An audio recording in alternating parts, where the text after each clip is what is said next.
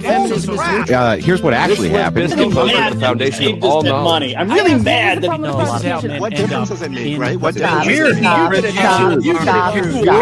Stop. Stop.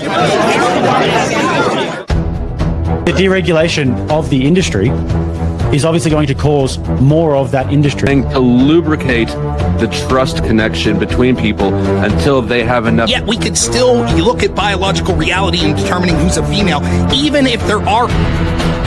Why don't you denounce feminism the same way you're denouncing capitalism? If you don't... For something to be objective, it needs to be verifiable. And you can't verify... If I make a claim as a political pundit, it is true that I definitely could be wrong. Yeah, you're promoting, right? Ideologies that make that politics, right? This is my ideology. And so, 2015, anyone go back and watch the footage? The first GOP debate. Cool, Robert. Oh, dead? We're very bar, you said.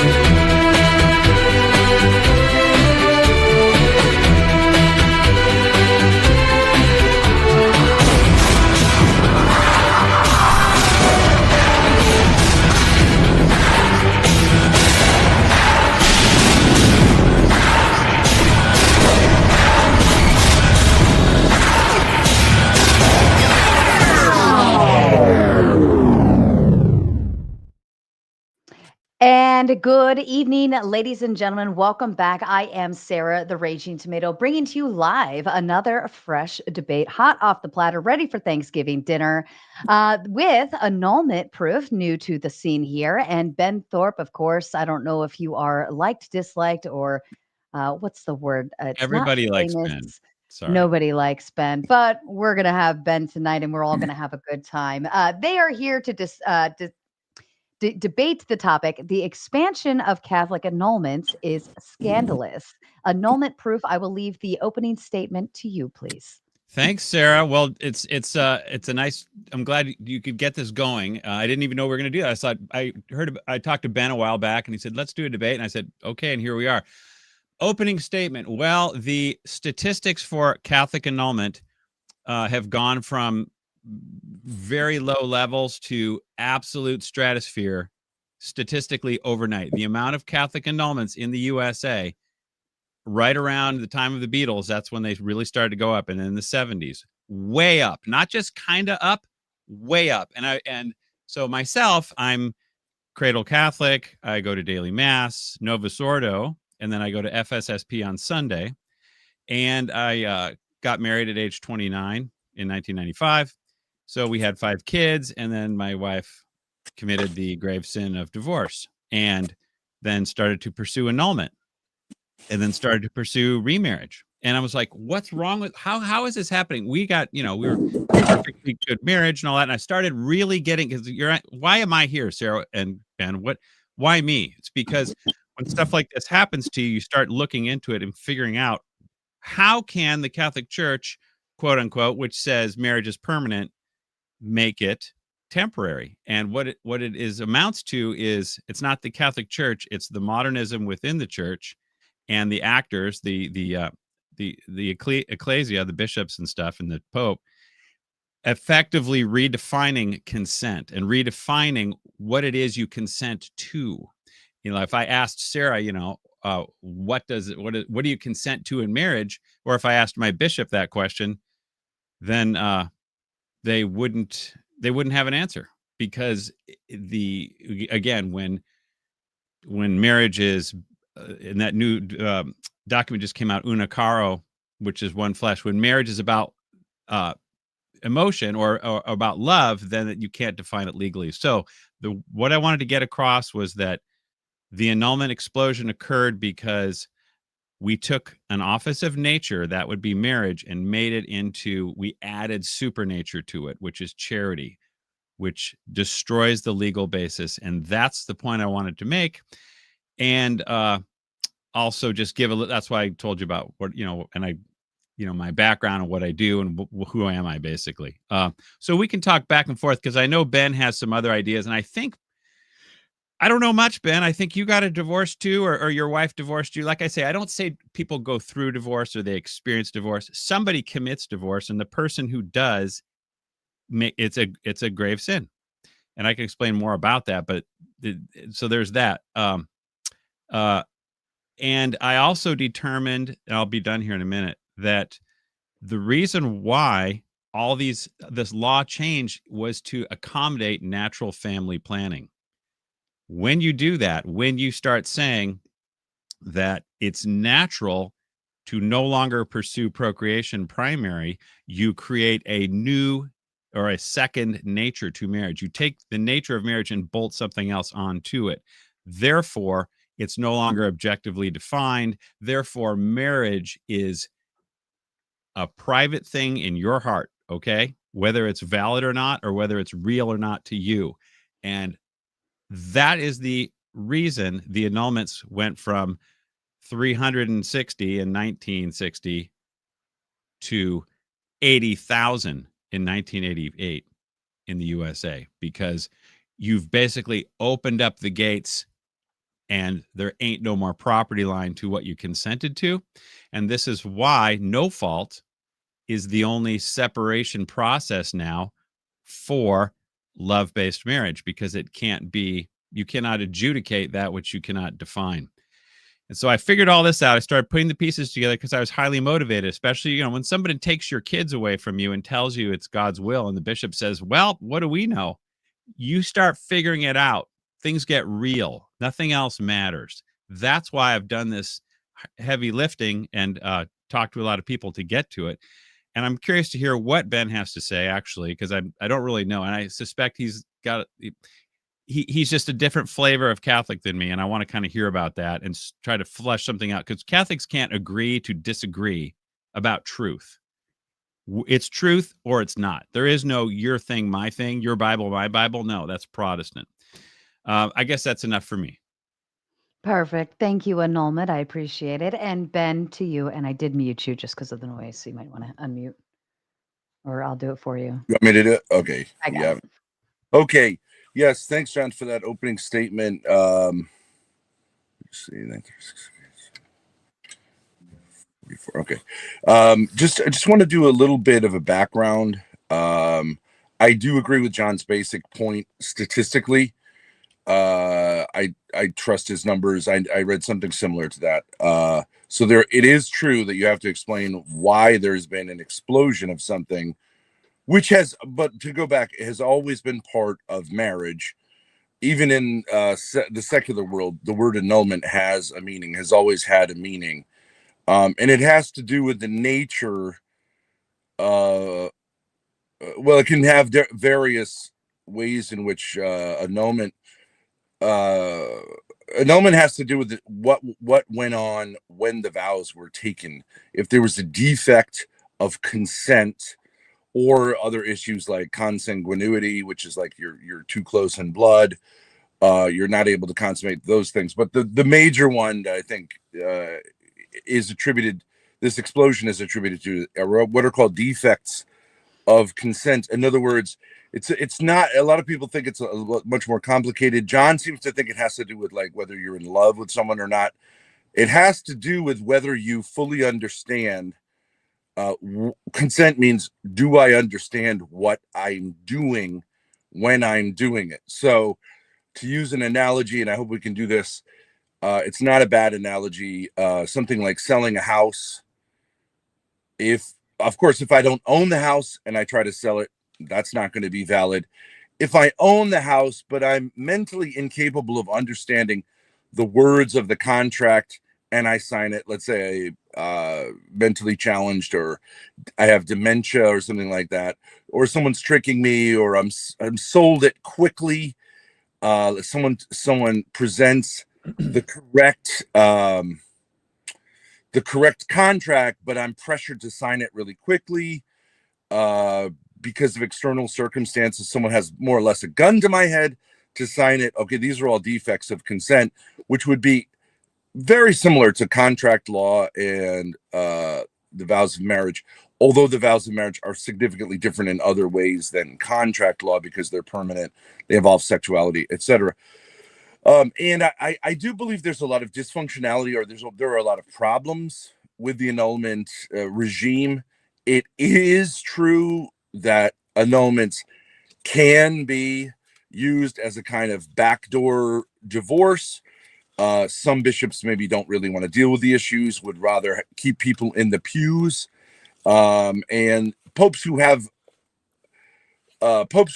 been overseeing this process, like Pope John Paul, I think did see it as like problematic if it was too liberal, too kind of like just what do you call it, rubber stamped. He referred to a basic kind of that it's not that hard to consent here, that it's not that complicated, that that this kind of thing, in order to pull it back. There are problems because each diocese handles this separately, although it can be appealed. I'm not sure if it can be appealed to the Vatican, but it can be appealed.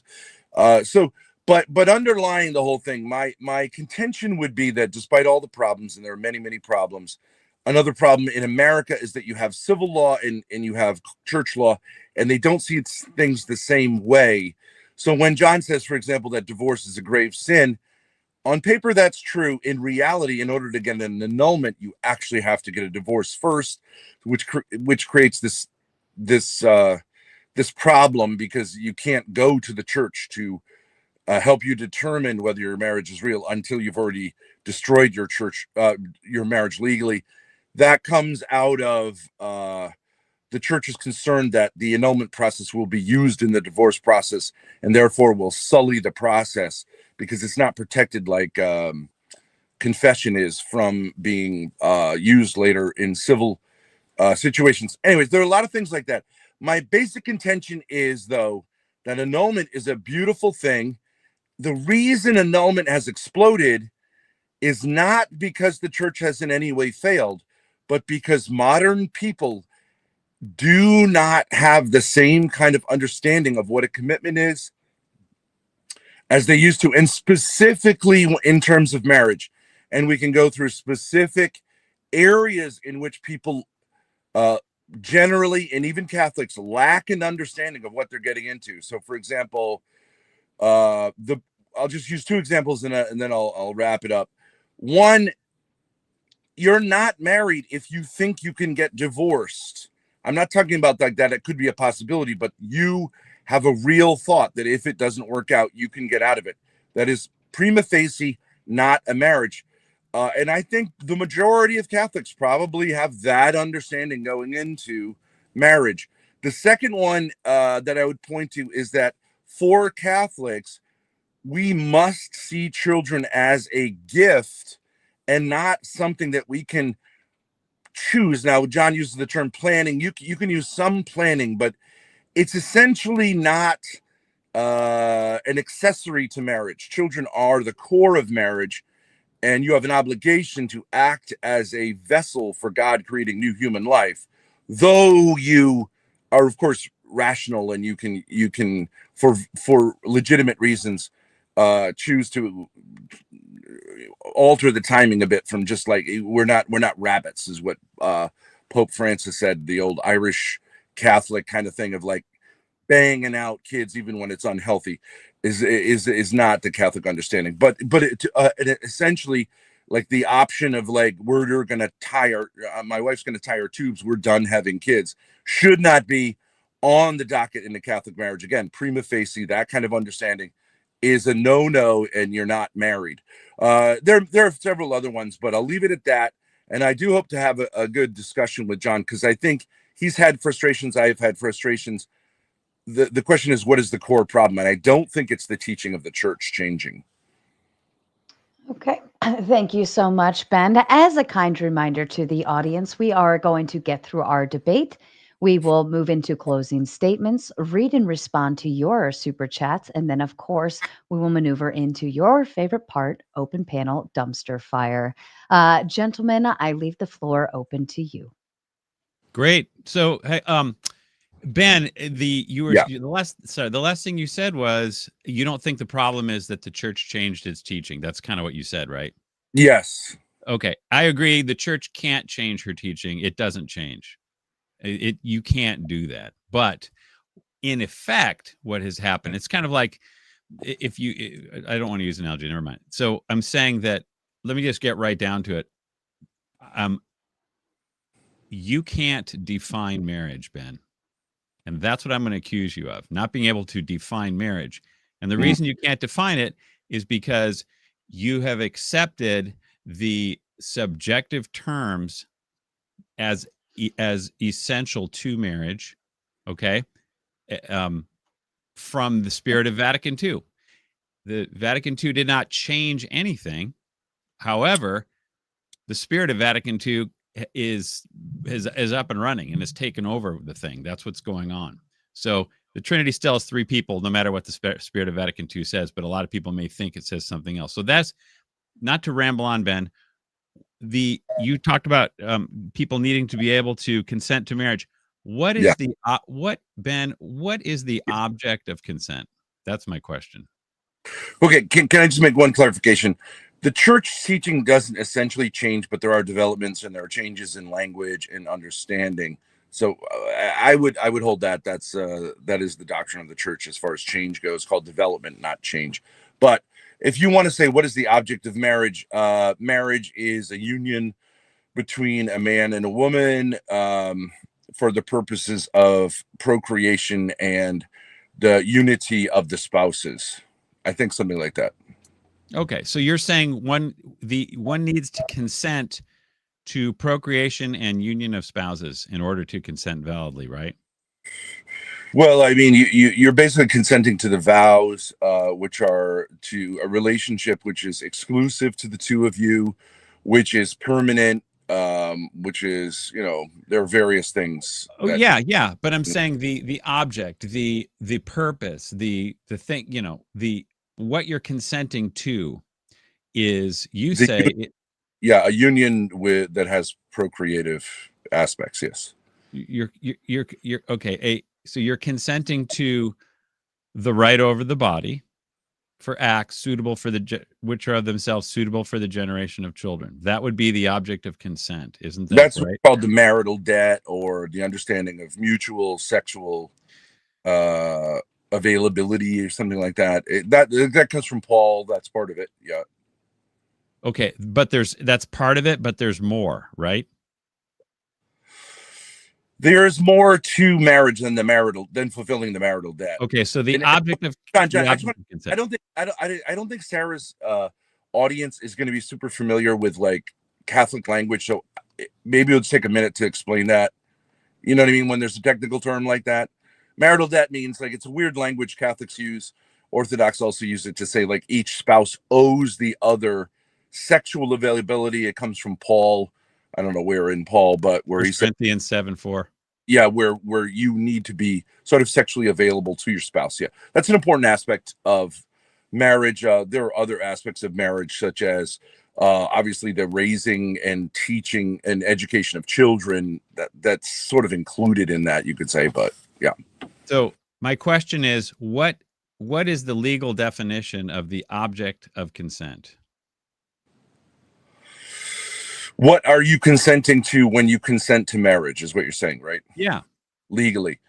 I think you may have, I don't have on hand what it is, how it's legally defined, but I do believe it's the union of two spouses in a permanent relationship ordered towards the production and raising of children. And so yeah. You use that word union, though. Okay, so the object of consent is a union. Is that the object of consent? When you say I do, yes. It's a union. What is the legal definition of union? I think it's common sense what a union is. It's a type of union. But what is a union? Because if I have to be able to, if I have to, you talked about you have to know what you're doing in order to validly consent. So I have to know what a union is, right? Yes.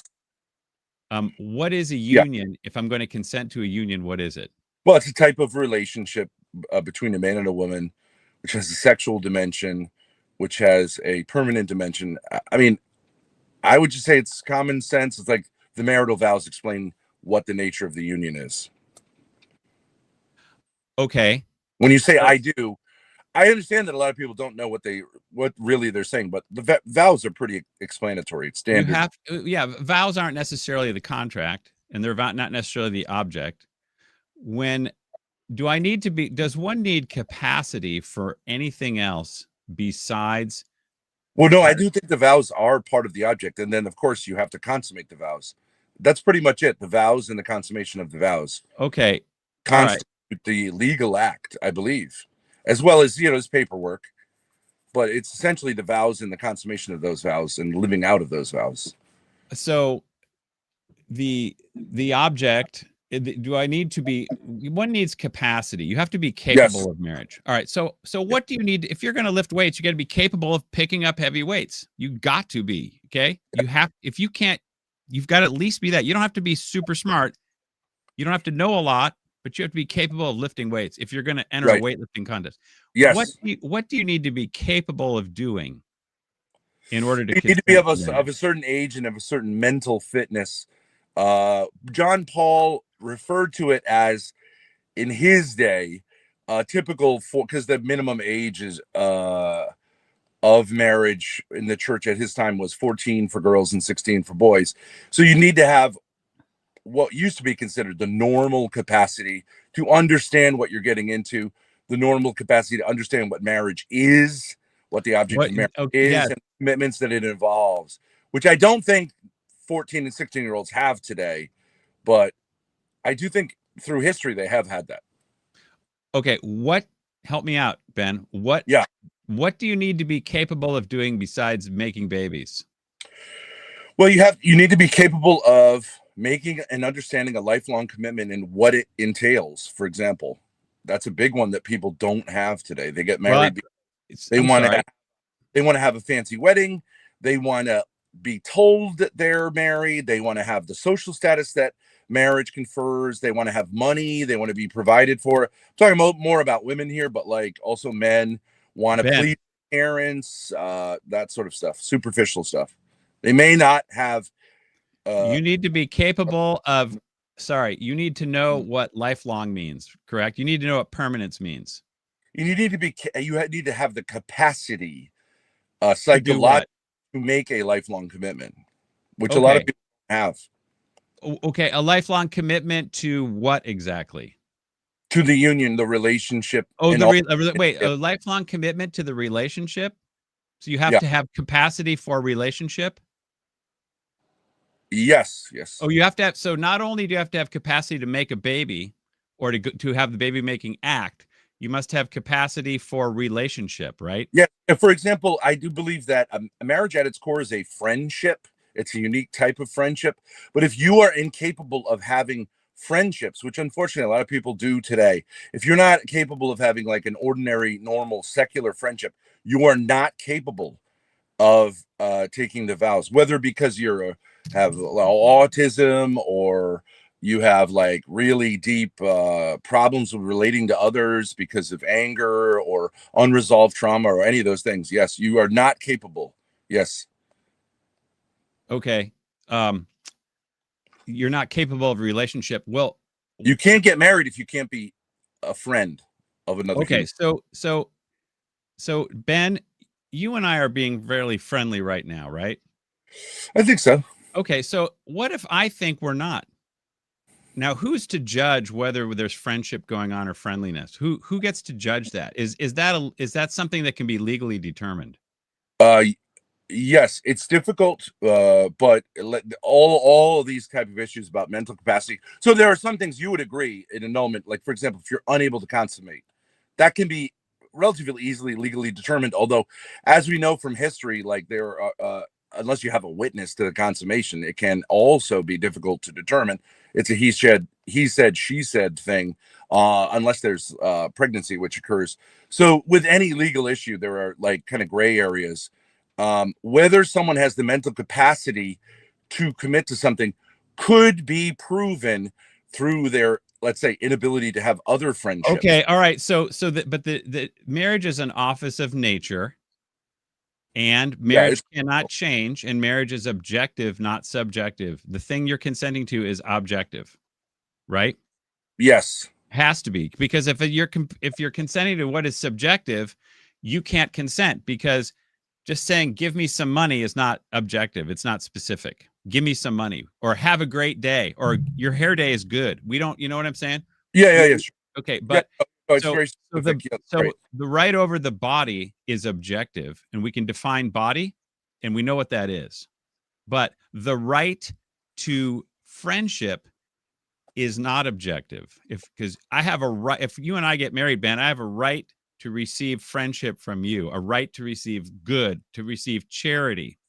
Now, mutual support, I would say. Fine, whatever you want to call it.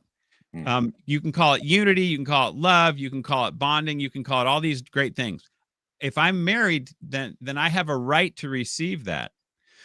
But because that's personal to me, we can't define what that right is. But you have a marriage is a legal contract with rights in the church, and if you can't define the rights, you can't consent to them. So this is what I wanted to talk about and get to, Ben, that this addition to the essence of marriage. In other words, I'm saying that it can never change. What has happened is the subjective element has been bolted on, and that's called love. And this is where we have the right to be happy, and as long as we both shall love and all that kind of thing. I had the old code and the new code up on to try to share on the screen. You want to bring that up? Sure. Yeah, sure. So let me zoom in on a little bit more. So as we can see, the what the object of consent was back in the 1917 code, and from the beginning of time with the church. Matrimonial consent is an act of the will, by which each party gives and accepts a perpetual and exclusive right over the body for acts which are of themselves, meaning you don't have to have anything good with it or anything, just acts by themselves, suitable for the generation of children. This is what everybody knew marriage was until the advent of birth control. Because we have to make something other than, this is why all the Protestants were against birth control. Everybody was, because it was about procreation. That's what marriage was for. Everyone stayed married together and had 15 kids. That was kind of what was going on until birth control. Now, because the Pope kind of got going with the natural family planning, quote unquote, we have a new object of consent. However, this is just legal poetry. It's like you said, Ben, it's not a new law, but it's new words, but they mean the exact same thing. They have to. But the spirit of Vatican II and the status quo has has run with it. Okay. Matrimonial consent is an act by which they mutually give and accept each other. So we used to have a right over the body. Now you have a right to the other person. And my point is that what I figured out in this process and why all these annulments are going on is because no one, not even Cardinal Burke, can define the right over the person. He admits it. Like I had in 2011, he gave a speech that says we cannot define the essence of marriage today because we now consider the self as the object of consent, not just the body. And therefore, annulment is on demand at this point, because if, Ben, you and I get married and we don't get along so hot, I'm going to say, you know what, Ben, you're incapable of marriage, because that's what. Okay. Yeah. I mean, of course, you and I can't get married because we're two males, right? Oh, well, yeah. You're saying theoretically if we were a male and a female, but that in and of itself also shows. I do think that you make this move of reducing marriage to the sexual act, which has never been the teaching of the church. You must be familiar with the history of like Henry VIII. Henry VIII was a Catholic. He sought to have his marriage annulled. I forget what the grounds were, maybe consanguinity or maybe non-consummation. So there have always been additional other defects in a marriage, which there could be, such as a lack of consent or something being forced or something like this. I mean, I don't know how you do this. You're saying basically if the sexual act occurs, you have a marriage. And I don't think that's true, because even in the secular world, even non-Catholics would acknowledge, for example, a Vegas wedding where both parties are out of their minds on drugs. Yes, they can take the vows. Yes, they can consummate the act. But generally speaking, we would all recognize, without like mentally being there at the time to make those vows, it's pretty much an automatic annulment, even in secular society. If you come back 2 days later and you said, I was drunk, if the mafia is involved in a wedding for various reasons, they force it. Therefore, there's duress, which you couldn't talk about. You can, yes, take the vows. So I don't really understand why the reduction here. You're saying because it's an object of nature. That's why. But you're changing the church's. I'm sorry. I'm an office of nature. Excuse me. You're changing the church's teaching. You're saying there is no commitment. I don't like. There is a commitment to the unity. Okay. So you see it in the vows, which are largely intact. Yeah. Vows. The vows contain the contract, but vows are not the contract. That's my point. And well, if you say something, if you say, I know that you're saying lovey-dovey, you're going to be happy forever. I understand. I do think a lot of people think that's what it is. But mutual support just means like, I will support you and you will support me no matter what. Right. Right. Yeah. So you have to be able to understand what that means, and you have to have the maturity to be able to, you have to be like Thomas Aquinas says famously, you cannot give that which you do not have. Yes, so but you don't have to have lifelong mutual support. Then if you fail, okay, if you did have that capacity and you failed, now you have you have in the marriage. But sorry, Ben. So there's only one. The only thing that is essential to marriage is procreation, because it's primary. And no. Yes. Primary means essential and secondary means not essential. Now, number one and number two. Yeah. So because one end needs to be independent. Otherwise, if everything's dependent, then nothing's primary. Marriage does have a primary purpose, and that's procreation and education. Therefore, the conjugal act has one primary purpose, and that's procreation. This is why I say when we introduce legal family planning, now we have to have a new primary purpose for the conjugal act, and that happens to be relationship, love, whatever you want to call it. Now we have wrecked the legal basis for marriage and made it subjective, which means peace in, peace out. Therefore, the annulment rates skyrocket. And that's why I brought up the code right here. Look at what we have. The primary end of marriage is procreation and education. Mm-hmm. Secondary end is mutual help and allaying of concupiscence. These are not essential. They are available in marriage, but they're not the essence of marriage. You say that they're not essential, but you have here like 20 words, all of which are a very tight definition of marriage. They're all essential. Just because one is primary, one is secondary, does not mean you're adding. You read into things. I see things that aren't there. Well, you would agree with Aquinas. You're saying mutual help is like if you're into it, yeah, sure, it's fine. But you're not reading this in its totality as an act which has two parts. And sure, it's differently stated in the second canon there. Just so that like Sarah and her audience can know. On the left, you have just so I notice, you have the canon on the left is a canon from the Code of 1917. Is that right? Yeah. The Code of Canon Law. Okay, people might not be familiar with that. The Code of Canon Law is the laws which govern the church. And on the right, you have 1983 from John Paul II. Is that right? Uh-huh. The Code of Canon Law. I'm just saying so that people can understand what we're looking at here.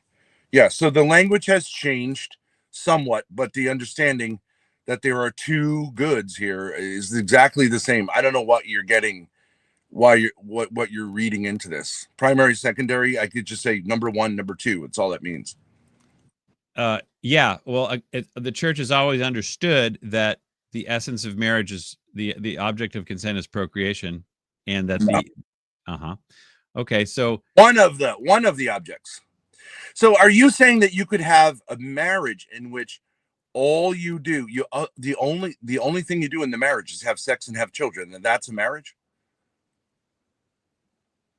Marriage has a legal definition, and it's the right over the body. That's what marriage is. Now, you can be Josephite marriage or whatever, but once you start adding any question, can you answer the question?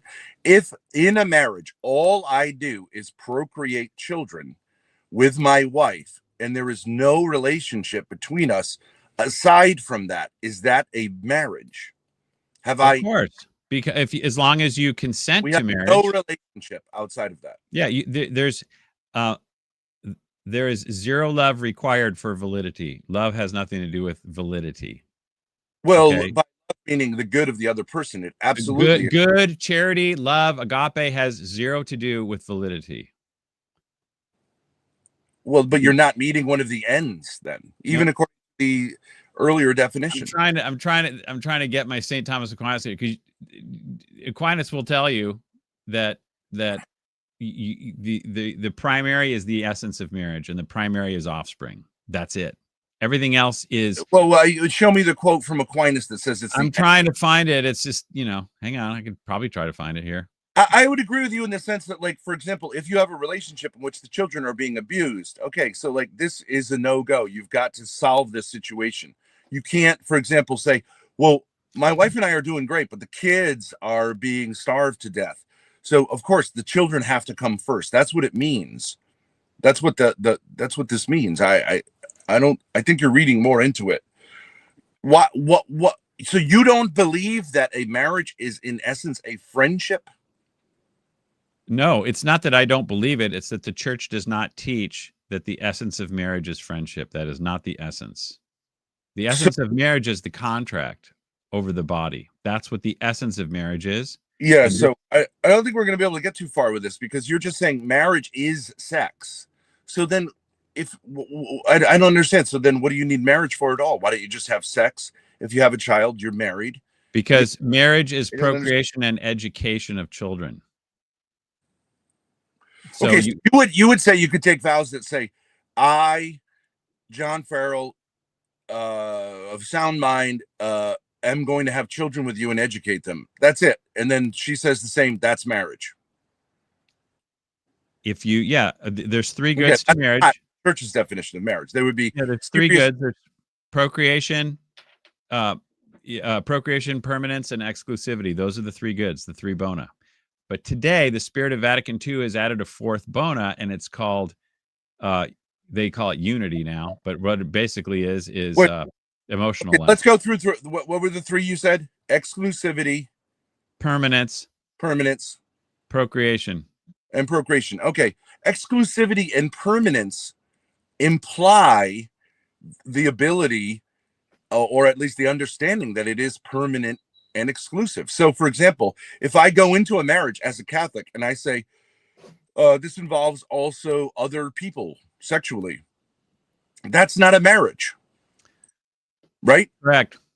So there's a ton of stuff I could bring up, and I did bring something up related, and I put it on the screen. Let me see.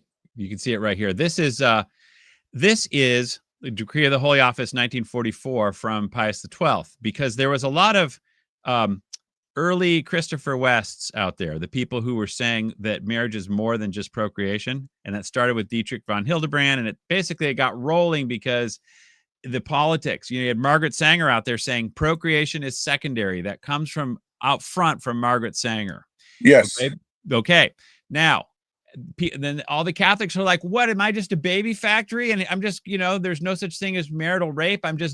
So there's a lot of politics. But the Pius XII, before he kind of lost his mind on NFP in 1951, he came out and said, maybe you've seen this, it's pretty famous. Yeah. He says, look, he says the people who say that secondary ends are essential, He calls this a revolutionary way of thinking and speaking and aims to foster errors and uncertainties. So the question is whether the opinion of certain recent persons can be admitted who either deny that the primary purpose of marriage is the generation and raising of offspring, or teach that the secondary purposes are not essentially subordinate to the primary purpose, but are equally first and independent. The answer must be in the negative. Right. And so what the way I would interpret that is that the church always helps us to clarify between extremes. So if the one extreme is your extreme, I believe, which is that this marriage is only has to do with procreating and educating children. On the other extreme, you have agreed, like in the modern times, you have this understanding that marriage, and this is, I think you would say, a very common understanding, it's the love between two people, and children are kind of an accessory. You flipped it. What you've done is taken an error, one type of error, and you've created the opposite type of error. And you've said that that's the church's teaching, and only recently has it been changed. That's not true at all. It's always been understood. I can't believe there's a human being on earth who doesn't understand that the marital relationship involves a relationship between the spouses of mutual support. I just, it's like, of course there's a relationship there, but you can have a good or bad relationship with your bank, but the mortgage doesn't care about that. The mortgage needs payment on the 30th. All right, maybe it'd be helpful to use something, another analogy, an analogous situation within Catholicism is someone joining a religious community, right? If you join a religious community, you take vows. It's very similar. You become part of that community. It's permanent, right? And you are under the obedience, like, so you have vows of poverty, chastity, and obedience. Okay, so are you saying that it's just simply if a potential monk takes the vows that and is living there, that he is a monk? Or can it be that someone, let's say someone you're losing me. Sorry. Let me just finish. If someone goes to the monastery, which happened in time, to avoid, let's say, police like the Roman Empire, like hunting them down for a crime, and so they have a defective act of consent. They don't really want to be monks. They just want to avoid being caught by the law. Do you not recognize that, like, you should freely and capably say, like, I'm permanently being vowed to this community, and I understand that this is a religious vocation, not simply like a way to do something else, right? And they would look at that and say, like, those vows are invalid if it came out later that, like, you weren't doing what you're supposed to be doing. And that's the same with marriage, and that's always been true. It's just that there are many more people today who are incapable of, like, say, I would say the basis of it is relationality. Yes. And they're not going to be able to raise children either if you can't relate to other human beings for whatever reason. Not only you're going to be a bad spouse, you're going to be a bad parent. Okay. So I was trying to find the Is that not true? I mean, I know you want to just do this document Ben, thing, when you say stuff, please try to use like 80% fewer words. So my brain, I got to get a handle. I don't need that. You know what I'm saying? It's like the more words used, sometimes the less the point happens. So you asked the question, you're incapable of understanding the English language, but this is simple. Maybe this is at the root of your problem too. That, like, the English language is relatively simple. I'm not using fancy theological terminology. Okay. So let's look at what Pius XII said right here. He says, you're not allowed to... But you're not responding to what I'm saying. You're just quoting quotes that have to be interpreted. But, like, okay, if you want to do this, that's fine. It's just, we have to be able to talk as human beings as well. Like, to say, like... Can you ask one brief question? You are reducing, in my opinion, you are reducing consent to a physical act, which it isn't. It's an act of will. It's a spiritual act. That act requires certain mental understandings and a certain level of maturity, right? That's why a 2-year-old can't get married, right? So you don't seem to recognize that there are spiritual realities that have to be there in order for someone to do this, and that they're largely, in many cases, lacking in our society because of bad formation. And there are a lot of immature people. No, Can you ask me a brief question? That was a question. I didn't hear the question mark at the end. What was the question? He's asking if you understand. He's asking if you understand the concept of consent being able to be understood by some, but definitely not all. So there is, as he said, a 2-year-old obviously can't consent because they don't have the mental capacity. But Ben's also adding in the spiritual feature of consent. I'm not sure where that comes from, Ben. Pardon my misunderstanding, but I'm assuming the two of you understand the spiritual consent that goes with it. I reverted to maybe like pre-Cana or something, but there's a spiritual consent, a mental consent, and he's asking if you understand that there's a stark difference in consent. Well, I would say like the ability to have a relationship is a really good test. The ability to relate to others in friendship is a really good test as to whether you would be capable of marriage, because it is a type of friendship. So if you're not capable of friendship, you're not capable of marriage. Well, God, you guys, okay. If you're not capable of friendship, you're not capable of marriage. Yeah. All right. So therefore, there's annulments based on incapacity for friendship. Yes. Right. Relationality. Yes, definitely. Okay. So when do you think the first annulment based on incapacity for friendship was granted? I don't know the history of annulments, but I know that they were very rare and they were not written down a lot because it was seen as like shameful. So the history there is murky, but there have been, I don't know what to tell you. Like, let me use an example. If a man struggles with homosexuality and he gets married, right? Like, because he wants it to, but he doesn't tell his I guess it would be like fiance. He doesn't say, I struggled with these issues. I basically am oriented towards same-sex relationships sexually. Okay. If he does not disclose that and he's getting married just to kind of like say in the 50s, just to avoid, and he doesn't want to deal with his sexuality, that is not a marriage. Ben, I can nail this down 57 different ways, and I have proof text to show that I'm right, and that relationship has nothing to do with the object of consent. And the answer to my question was, how many annulments have been granted based on incapacity for friendship in history? The answer is 0 until after 1965. I don't think that's true. I guarantee you it's true, because it was Vatican II which said marriage is a love contract. Vatican II said that. It doesn't say that. It does. It doesn't Gaudium 48. It doesn't say it's a love contract, but it does. What it means by love is. But you're doing this thing of trying not to be modern, but you're using modern concepts. You're saying love is an emotion, right? Okay, that's a modern concept. And someone will say, I need to get divorced because I fell out of love with my husband. That is not. I almost want to change the subject. I'm happy. Go ahead. I'm happy to talk about this, but I say one thing and then it just a ton of words go on, and this is why I like to do this in writing, because I can just show it. But I got tons of quotes here from Aquinas and stuff, which overturn everything you're saying. I want to kind of change. Interrupt me. Then I'll just be quiet. You interrupt and you just put on autistic things that don't make any sense, and I'll just be quiet here, and that'll be the end of our debate, okay? Because you don't know how to talk, and maybe this is why I would get an annulment from you as a human being. I want an annulment now. You are incapable of talking and responding.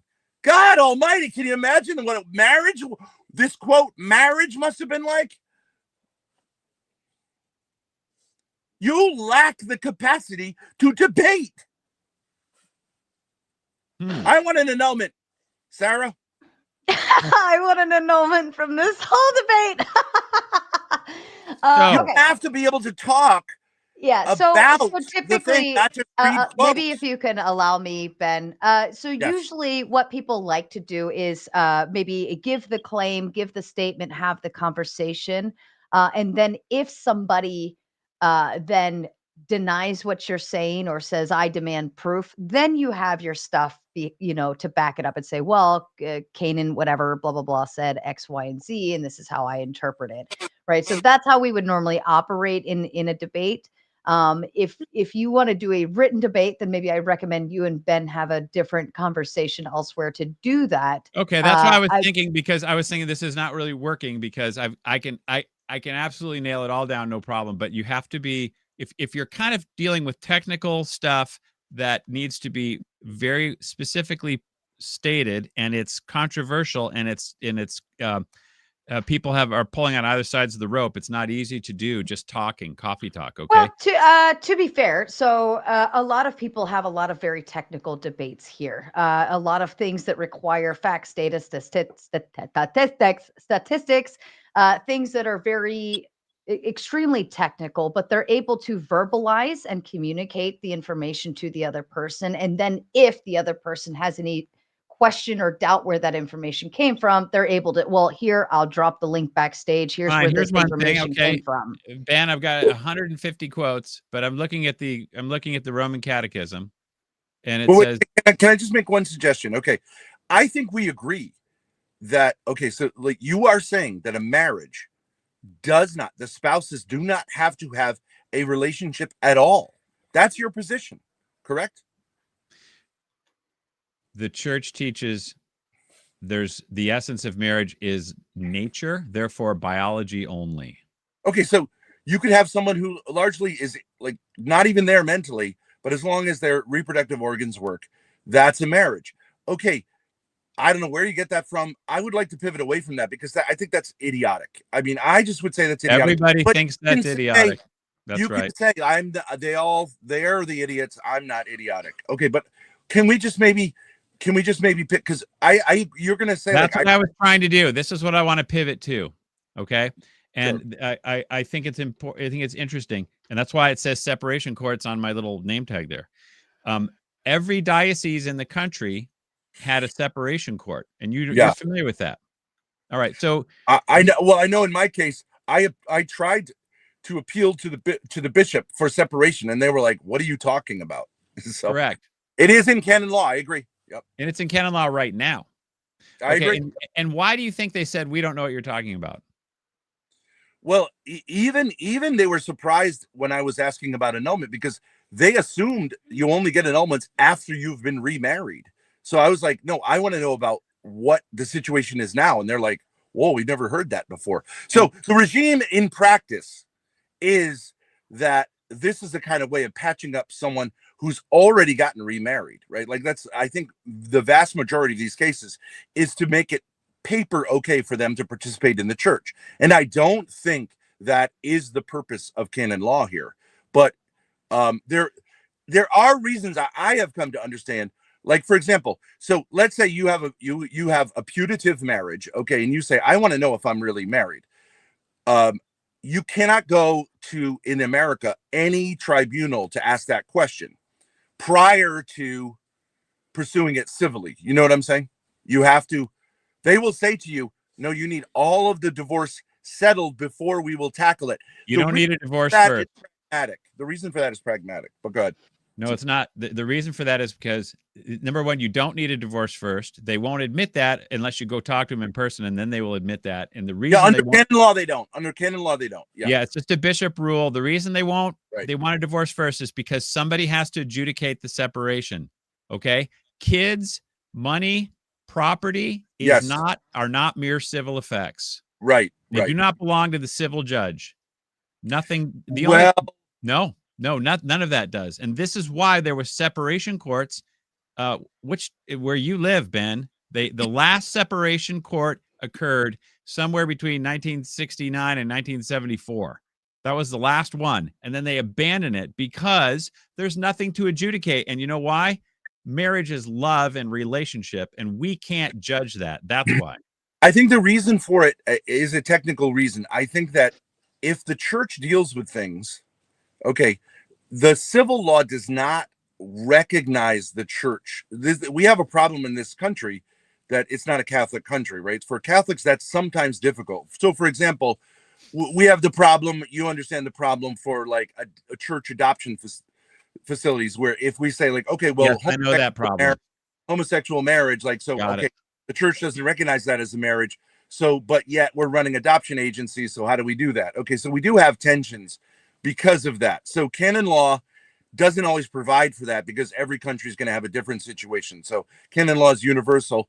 As I understand it, and I may be wrong about this, the church has found that if the church does procedures that are then, let's say one of the parties then appeals civilly and uses what the church had done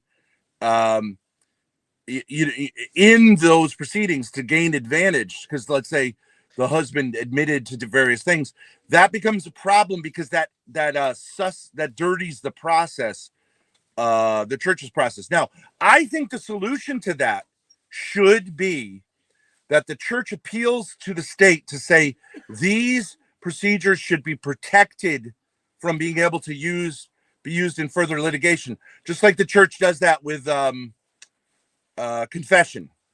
And I live in a state that's one of the few majority Catholic states, or like super minority states. You're not in Providence, Rhode Island, are you? Yeah, I'm in Providence.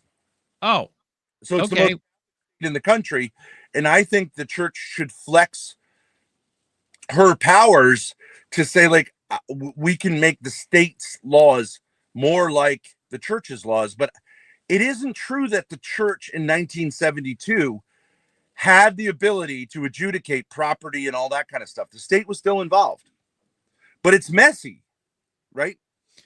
Okay. You got to put this back on the screen right here. I'm going to show you. This is Providence right here. Okay. This is in force today, Ben, right now.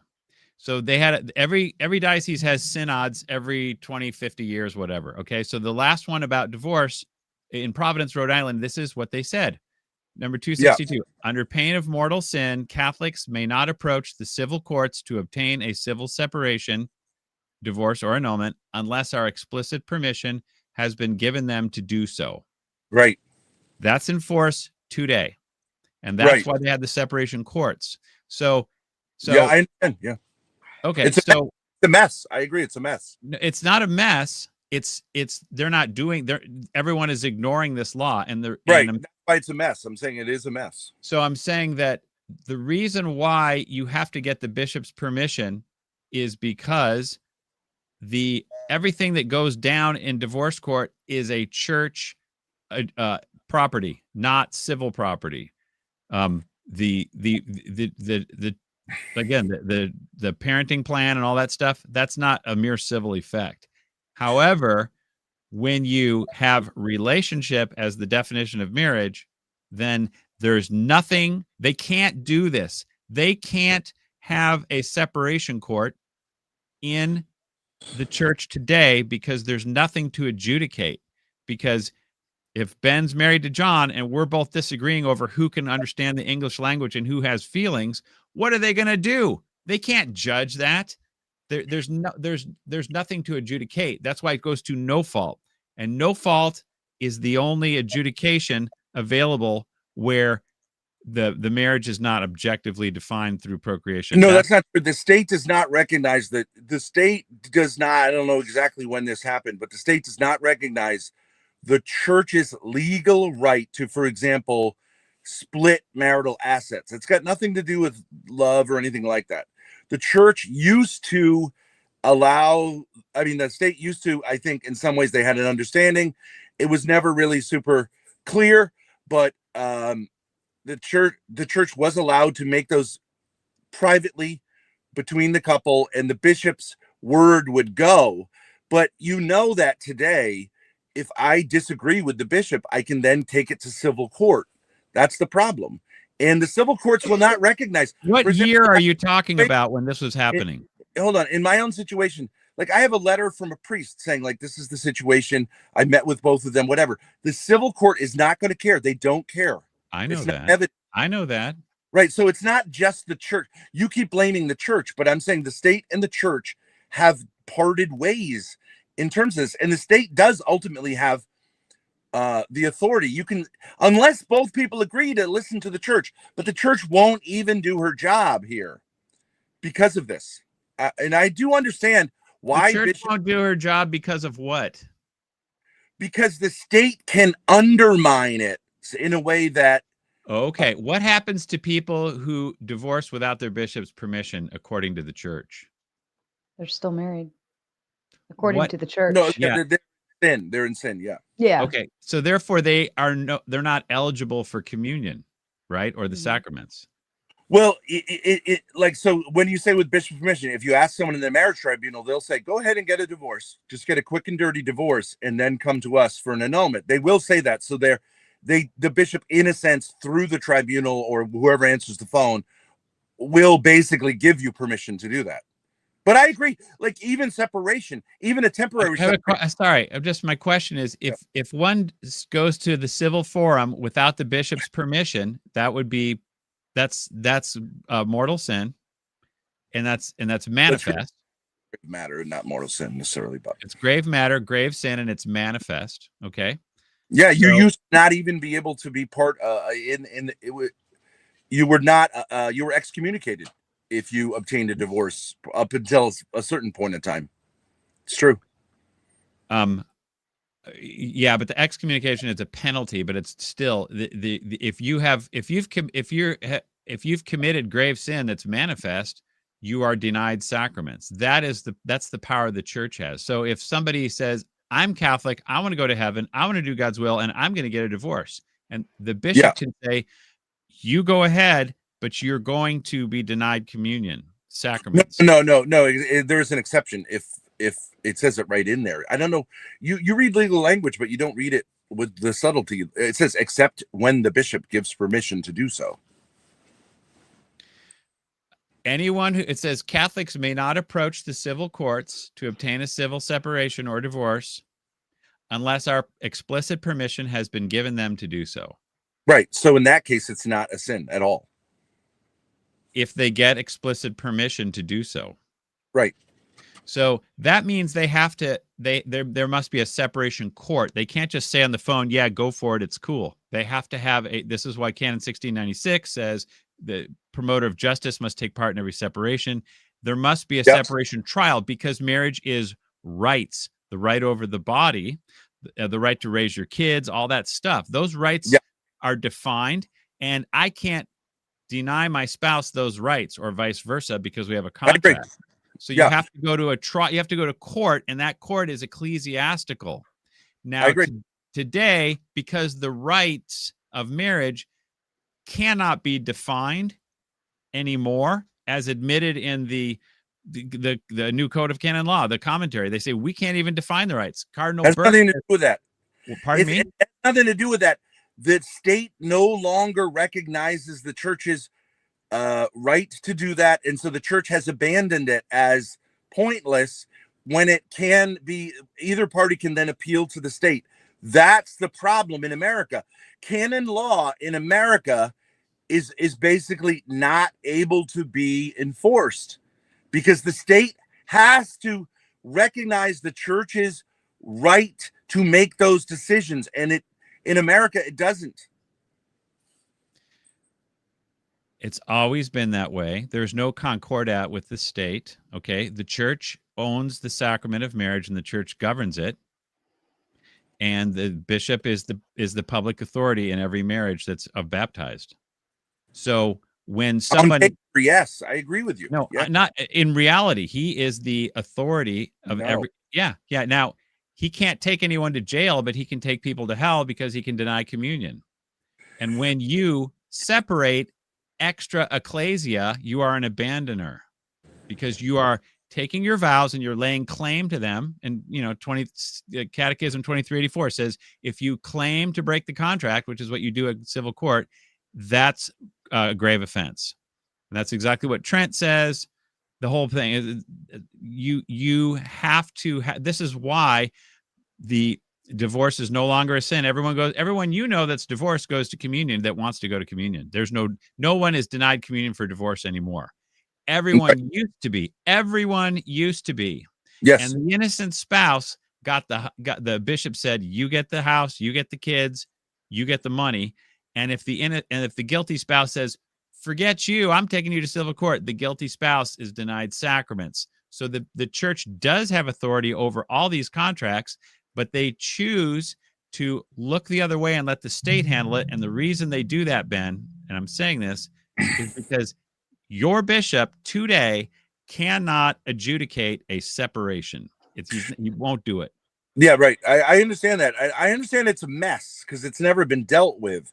But when you say there was never a concordat, there was an understanding. So, for example, like here in New England, we had this scandal of the church about how certain cases were handled where inappropriate behavior of priests and young people. Okay, it used to be that the state would allow the church to handle that kind of in-house.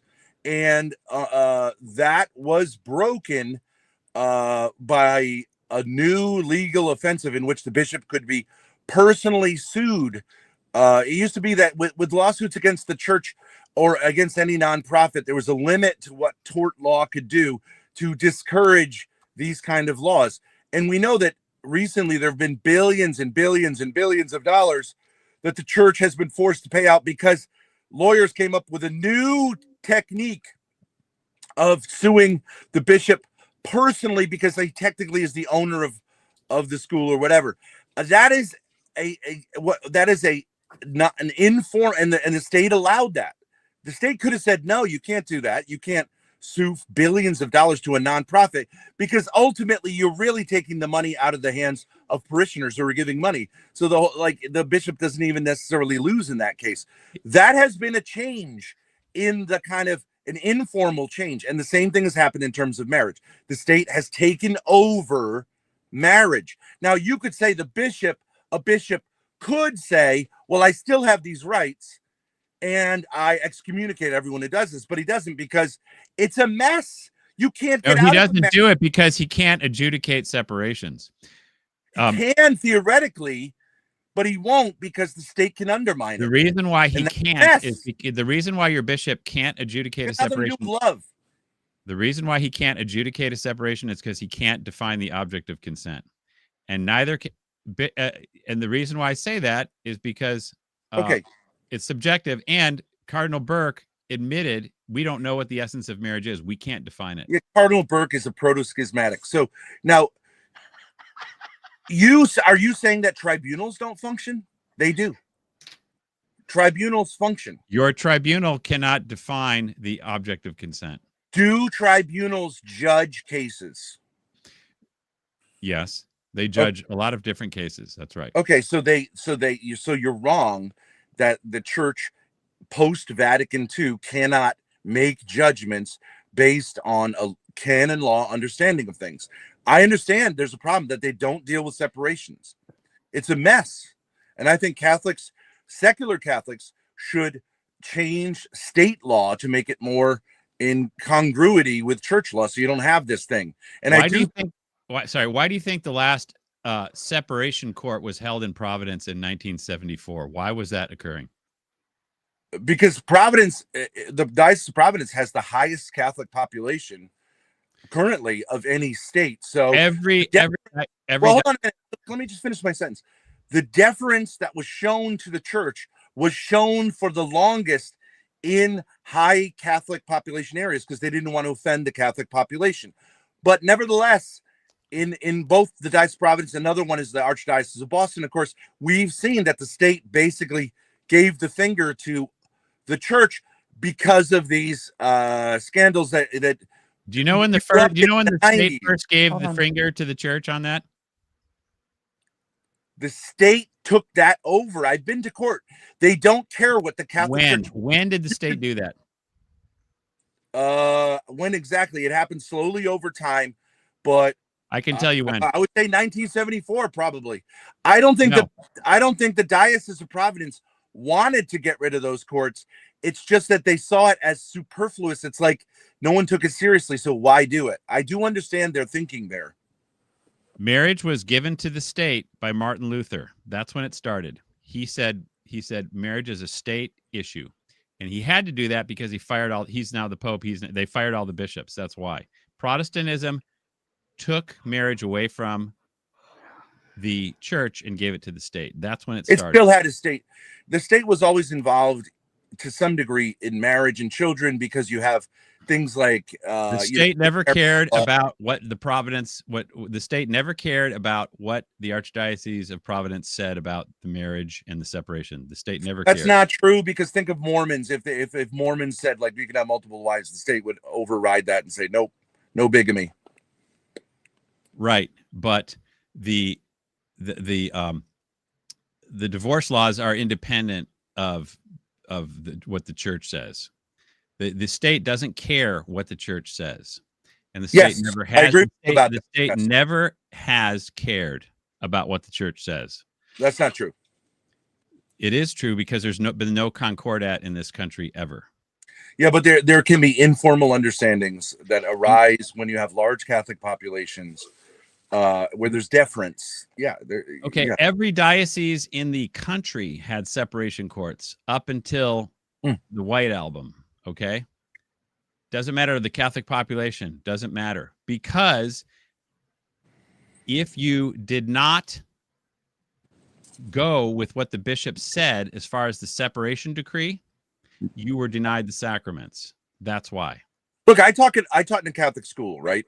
Okay, and I had kids come up to me with I'm not going to get into any details, but I had kids come up to me with situations, even about, let's say, other teachers and things like that. I immediately have to report that under recent Rhode Island law, whether the kid wants me to or not. Might be a really sensitive issue. It might be a kind of gray area. If it passes a certain test, I have to immediately report that to the local police. It's called mandatory reporting, right? Now, that didn't used to be the case. Now, was there a change in the law? Yes, there was mandatory reporting, and Catholics weren't excluded. But this has gone on largely within, that there has been an increasing separation of church and state. You recognize that. It has nothing to do with the Beatles. But it is a product of modernity. It is a product of modernity. The Beatles is a loose time frame for when the bishop stopped denying communion for separation without his permission. Right about the time the White Album came out is when the bishop said, we're no longer holding separation courts. Right, but I explained it. It is a legal development. You say it's a doctrinal development. And you can make that claim. It just doesn't make any sense. Like, the legal issue is the issue.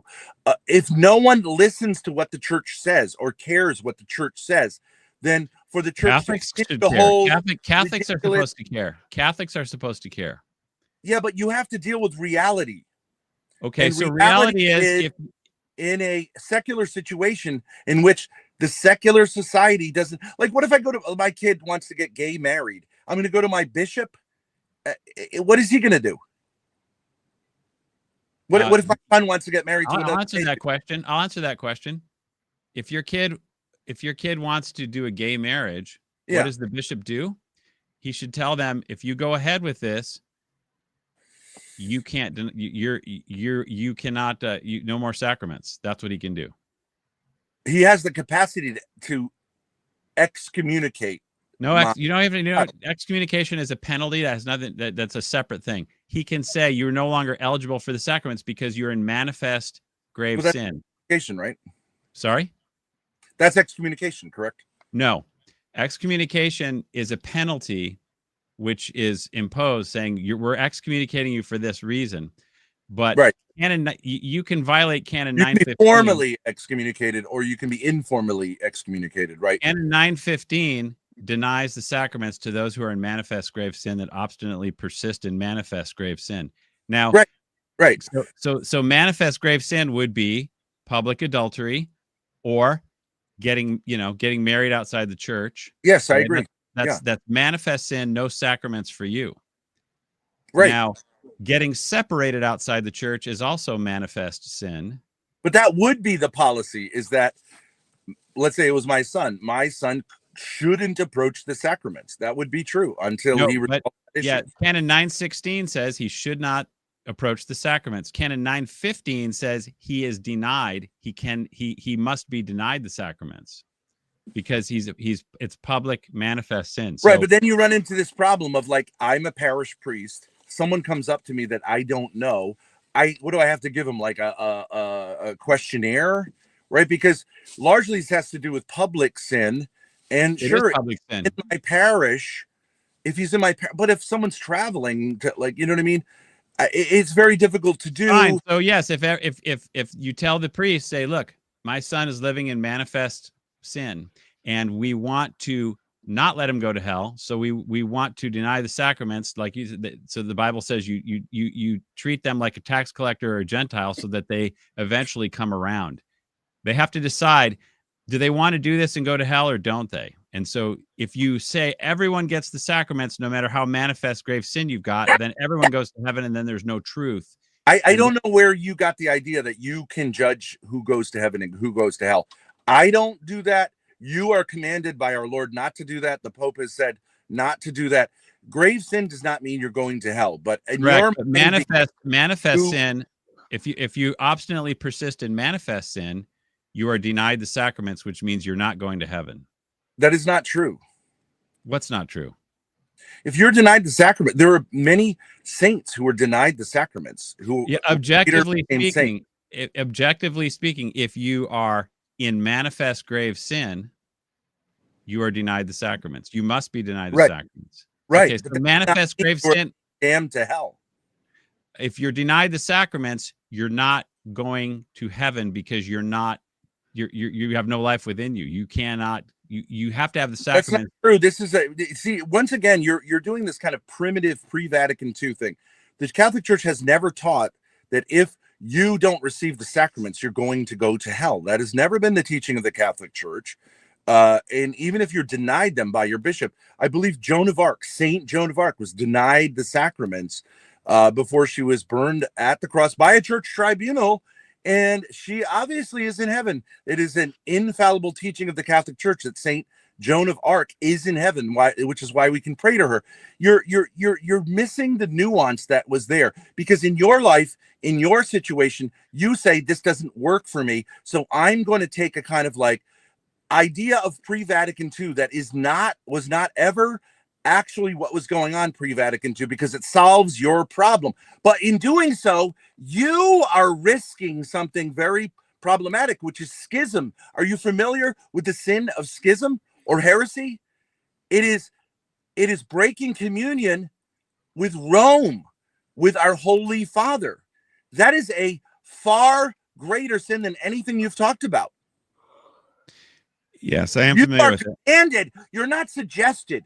You are commanded to submit your intellect and will as a Catholic to the teachings of the Catholic Church. You don't get to say this bullshit about love is an emotion. That is not what the church has taught. You're commanded to submit your will and your pea brain between your ears to it, and you're not doing it. And I'm here to correct you. You are in danger. You shouldn't be going on the internet profaning the teaching of the Catholic Church. You have no job to do that. I don't care what your wife or non-wife or whatever may have done to you. It is absolutely your duty to be a faithful son of the church. Don't you understand that? Does that not give you pause? And if there's a better explanation, which I gave you, which is a legal explanation, for you to say, no, the bishops are bad people. The Holy Father is a bad person. They don't get that. Marriage is just putting a penis in a vagina, which is retarded. And anyone knows that's retarded. That is not what a marriage is. You should take pause, take a minute, maybe reconsider that you're not getting it. Seek the help of people who know better than you. Joan of Arc she went to a legal tribunal, and they judged her as guilty. Right. They had the authority to do that. They were wrong. But they were proved wrong. Not protected by infallibility. They were proved wrong after the fact. Right. So for you, but my point is, you said if you are denied the sacraments by the church, you're going to go to hell. No, church has never said that. The church has never said that about anyone. Even Judas, we don't say is in hell. But you'd think if anyone would be in hell, he would be. That church has never said that. Judas could be in heaven. As a Catholic, I could believe that Judas is in heaven. If you stopped receiving communion, Ben. Yes. Could you go to heaven? Yes. But you'd have no life within you. There are plenty of reasons that people have, and there are plenty of saints who have for various reasons. But once again, see, this is you. This is you. If I put the wafer in my mouth, I go to heaven. You're a stereotype of what a ridiculous Catholic is. That is not true. There are many, many reasons why someone couldn't receive the Eucharist. If I live in the way, way out in Alaska and there's no parish available to me and I have to live there for whatever reason, it's fine. There have been saints who have never received communion in their entire life, maybe once or something like that. So you don't have an understanding of how sacramental theology works. It is not like magic that you take something. A small request. You should wonder whether what you're saying, the words you use are doing something which is a scandal to non-Catholics who are listening, which is you are using the gift of speech to be unfaithful to your Holy Father. And the Holy Father is all going back to the Second Vatican Council. You're saying the popes are wrong. You're a Catholic. Yeah, that's right. My request is, can we not use any foul language on this show? I already told you backstage I'm not going to tell Ben he can or can't. I'm asking Ben. I'm not talking to you. Yeah. I'm just asking Ben. Your schismatic language is foul. Yeah, but just no profanity. That's what I request. That's all I request. You are profaning the religion that you're a part of. You are scandalizing. So you understand now you're doing this virtue signaling. Whatever, dude. Yeah, okay. Go ahead. Penis. I won't say penis. That'll help you to avoid hell. It won't. You understand the purpose of Canon 915, right? You don't ever respond to what I'm saying.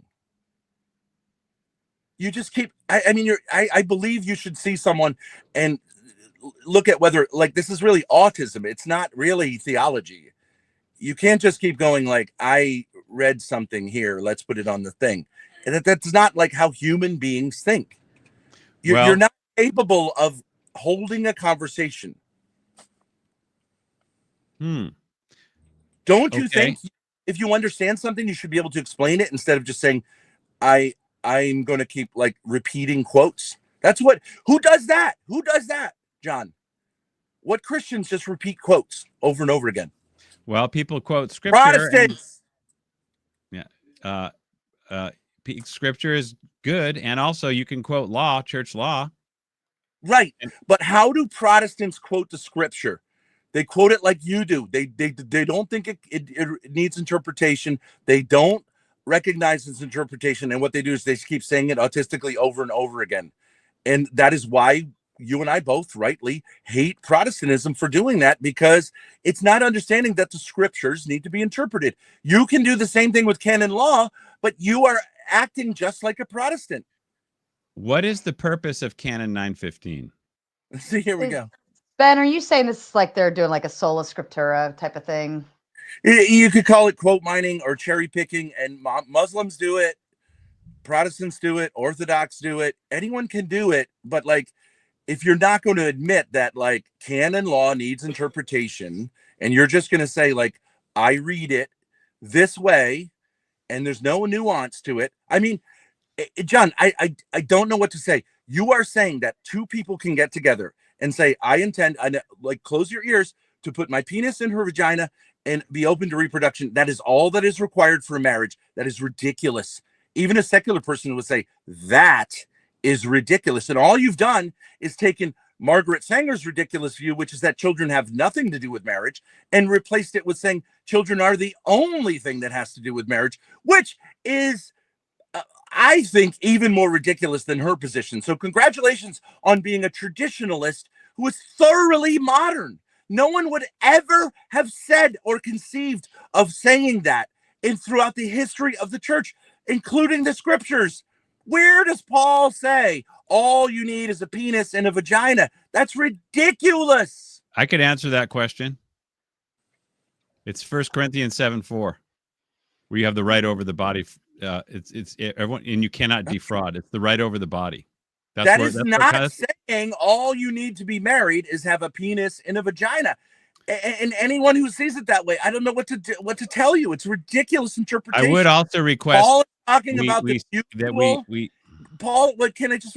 Paul is talking about the mutual obligations that spouses have towards each other. For you to read that and say, well, I think Paul has defined marriage as simply zero relationality in penis and vagina to have kids. It's like beyond, I can't even conceive of it. Well, you don't sound very open to hearing the law of the church on it. John, I would submit to you, any human being on earth who heard you say that means that marriage, that the teaching of Paul means that he's defining marriage as a penis and a vagina, no relationship at all necessary, open to having children. I mean, it's like, I don't know what to do. I don't know what to say here. I think that you are trying to find answers where and you're running up against a brick wall because it doesn't make any sense, brother. It doesn't make any sense. You're wrong. A marriage is not a sexual act. That is part of what a marriage is. Zero people on earth agree with you, I think. Yeah, maybe the red pill might agree with him. Well, I like to make videos. Maybe. And I also do a lot of this in writing on YouTube and in my comment section, because you can see that, like, just talking to Ben about this, he goes on and says a lot of stuff, but he doesn't want to get particular about the writing cope. If we wrote this down, I'd win. Okay, that's why I keep asking you in the comment section of any of your videos, but I've asked you many times on YouTube comments and I get zero from you. So you're a victim of being on YouTube and having a YouTube verbal interaction. Okay, fine. How did the apostles come up with things? Didn't they meet together and talk? Did they do your thing of saying, like, well, I need to write it down because then I can win? I mean, John, you're an immature person. I don't think you really belong in this field. I understand that you have issues from your marriage, and I do think there are a lot of messes there. You could be helpful in bringing these real issues out, but what you're doing is making a mockery of the Catholic religion, and you are a scandal to the faith. But you can join the legions of idiots on the YouTube who sit there and say, like, yeah, the real problem in the Catholic Church is the Pope. That is the most ridiculous thing that a human being can say as a Catholic. It's horrendous, but I don't think you even know what you're doing. So, I guess that concludes, because you're saying I need to write it down to win. Okay, so all right, I think we're done here. You've conceded that you can't verbally explain anything, right?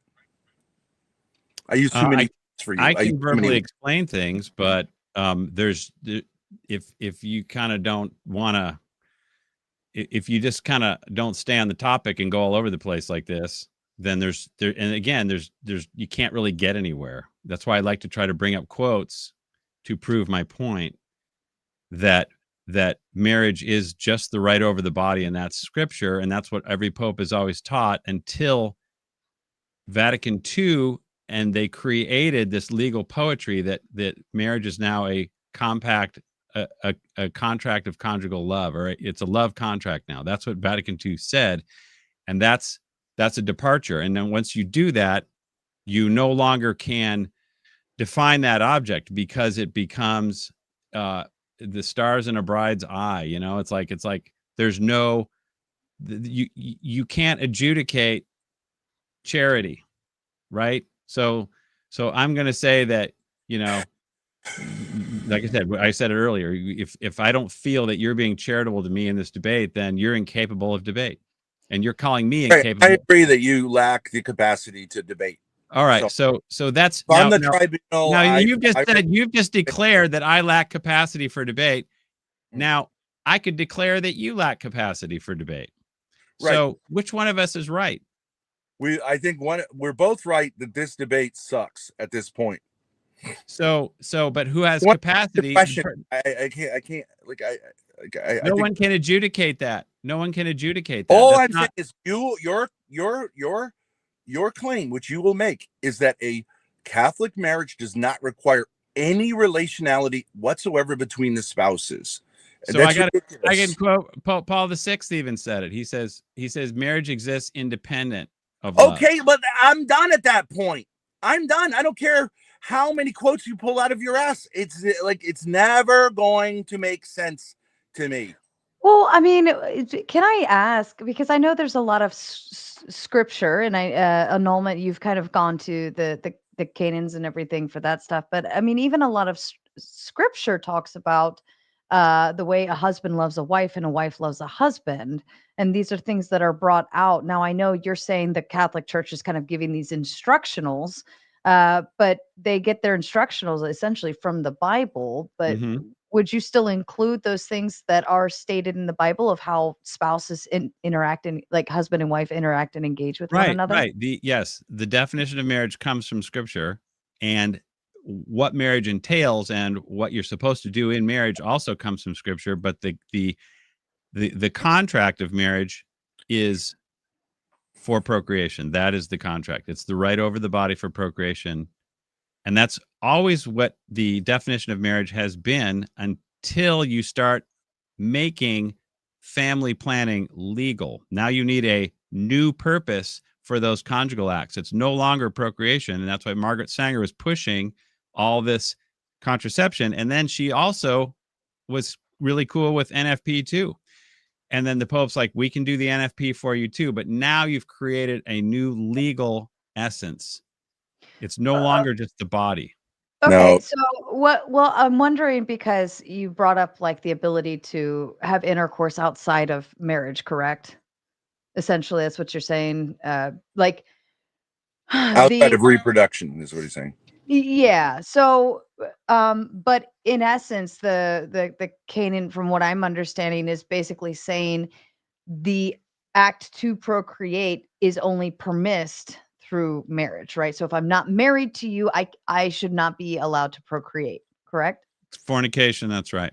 Right. So, well, does it say fornication or does it say procreate? Or reproduction? You have to have marriage. You have to have permanence, and you have to have exclusivity, because you must educate the kids too. You can't just create kids. You have to educate them. They go together. Procreation, education has to go. So you have to have a marriage. Procreation, not fornication, though. So basically, you're giving them permission once you cross that line to create children. So you're the canon that you had basically said, in order to, like, once you enter this phase, now you can go forward, make babies, and teach them the ways, right? No, he's saying that's all it is. Right. Well, hold on. Well, and that's what I'm asking. That's what I'm asking is it necessarily to say that that's all it is, or is it like once you pass this line, then you may do X, Y, and Z? Not that it's exclusively. Once you pass this line, what is this line? What do you mean? Marriage? Yeah. Once you get consent into to marriage, you consent to rights. That's right. You have rights. Marriage is a legal contract with rights. You have the right over the body, not just the obligation, but the right. They go together. Yes, but you had the primary and secondary thing up earlier, saying to basically make babies and teach them, right?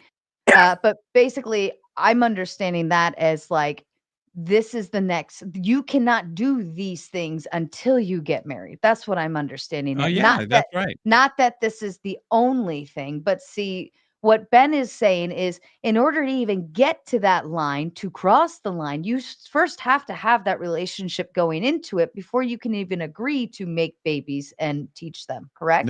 No. You don't need any relationship at all. You can have an arranged marriage, and the marriage is the right over the body. So wouldn't an arranged marriage still be a relationship? Theology.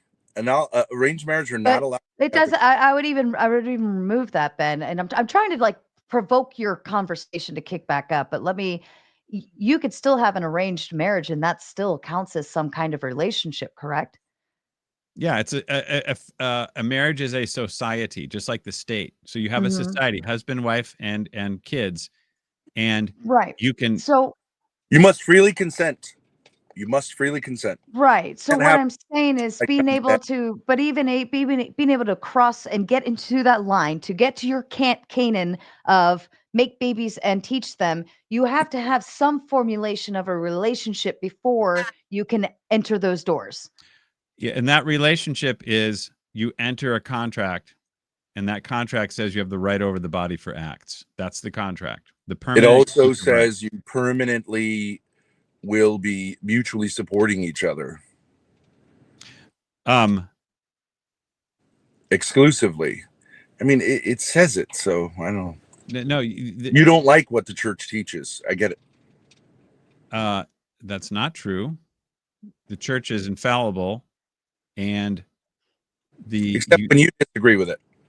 I don't disagree with anything the church teaches, because the church doesn't change what it teaches ever. You disagree with canon law, the current canon law in place, the canon code of 1983. You disagree with. No, not at all.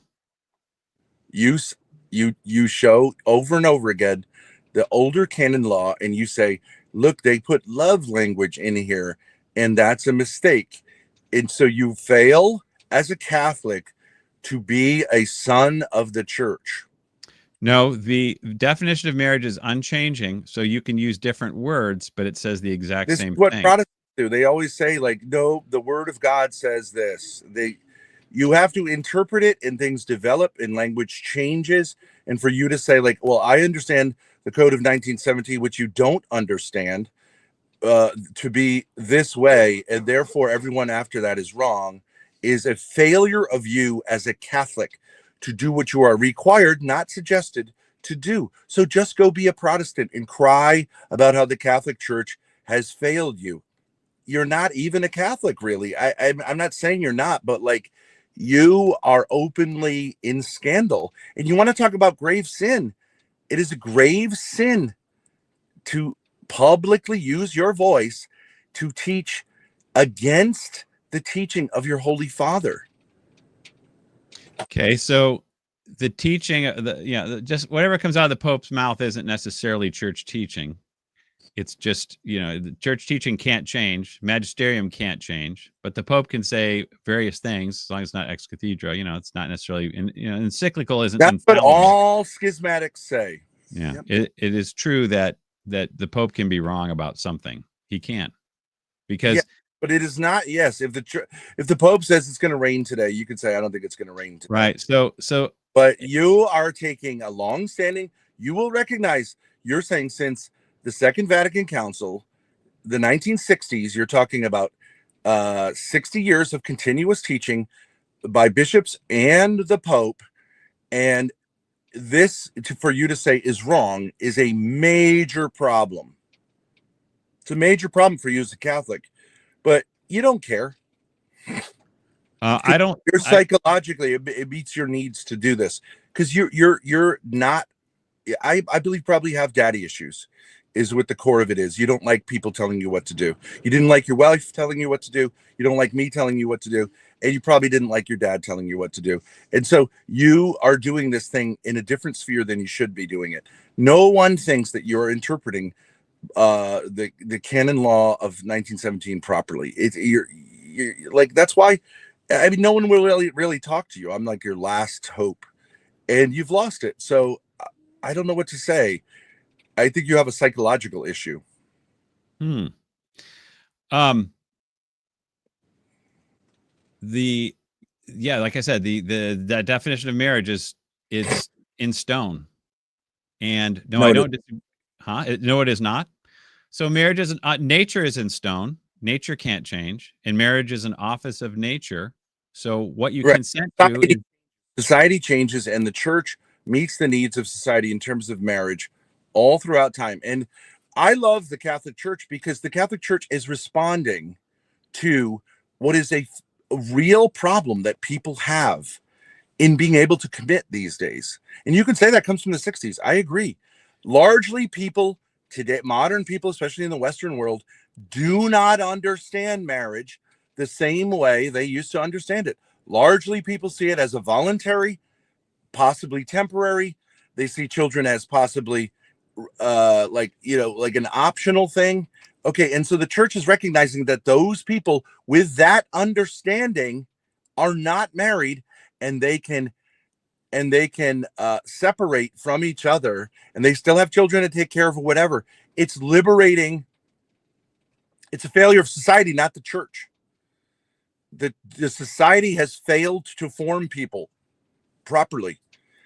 And so for the church to say we're not going to bind people to something that they didn't understand or they didn't have the capacity to live out is liberating. And Jesus Christ came into this world to liberate us. You think he came into this world to bind us, and that it makes you a Pharisee. That's what you are. You're a Pharisee. You're someone who wants to bind people that the church wants to loose. So your average, let's just say your average 20-something couple goes to get married. Yeah. They definitely know what till death means, right? When right, this is an interesting thing. When they say the words and they go to the church, they kind of know what the church teaches, but they don't really think it applies to them. So they'll say these things like till death do you part, in sickness and in health, right? But even the ring they see as like a cute thing is an immaturity in our culture. If you don't see that, I don't know what planet. Sarah, are you married? Why does my because I was just wondering if I'm this man on the street interview. Let's say I walk up to Sarah. So Sarah, you know what marriage is, or you've heard of it, and you know that marriage, if marriage is permanent, as in till death, marriage lasts until death, and you understand what that means, right? That's not too complicated. You think most people would know what that means, even today. This part. Yeah, I think that's pretty death. close. Yeah, but you have the capacity to live it out, that you're capable of the commitment.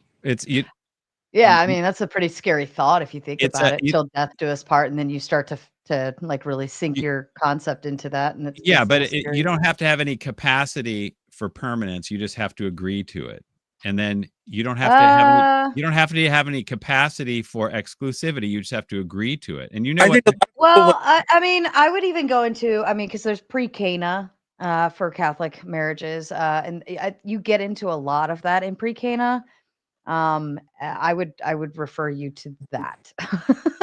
So permanent. My point is that everybody knows what permanence is, and everyone knows what exclusivity is. That means you can't cheat on your spouse. There's like no confusion there.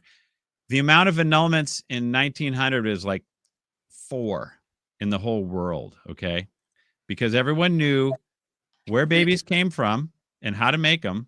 And everyone knew that till death meant till you stop breathing. And everyone knew that exclusivity meant one person.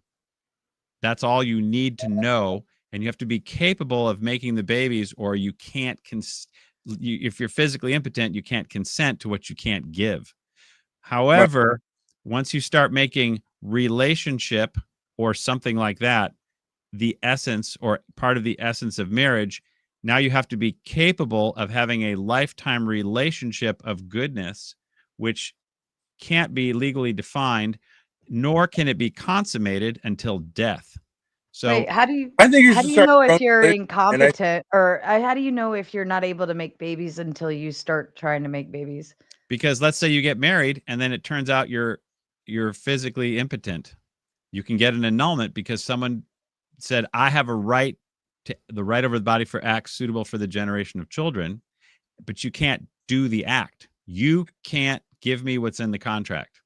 So therefore you can, that is extremely rare. John, let's say I'm an employer, right? And I have someone who really wants to have a job doing whatever, let's say a waiter at my restaurant. Okay. They might say, I really want to be a good waiter and make a lot of money and make you a lot of money. Not all people can show up to a job day after day, can endure the difficulties, can handle the physical stress, can deal with customers or whatever, right? And so at a certain point, you say to them, you know what? You had the intention, maybe, but we've got to part ways because you couldn't deliver the goods. Right. You have to be able to That deliver the happen goods or you in can't marriage. do the contract. That's right. If you have a contract to mow the lawn, but you can't mow the lawn, you're out. You can't do the contract because mowing the Right. lawn is the contract. But you don't have to mow the lawn and make me feel a certain way about it. That's not, or mow the lawn in a. Well, let me ask you this question: if you're, let's say, a woman who says, "I would like to be, let's say, submissive wife to my husband. I would like to be that. That sounds good. I would like to listen to him and let him be the head of our household." Modern women, by and large, they might say, "I want to do that."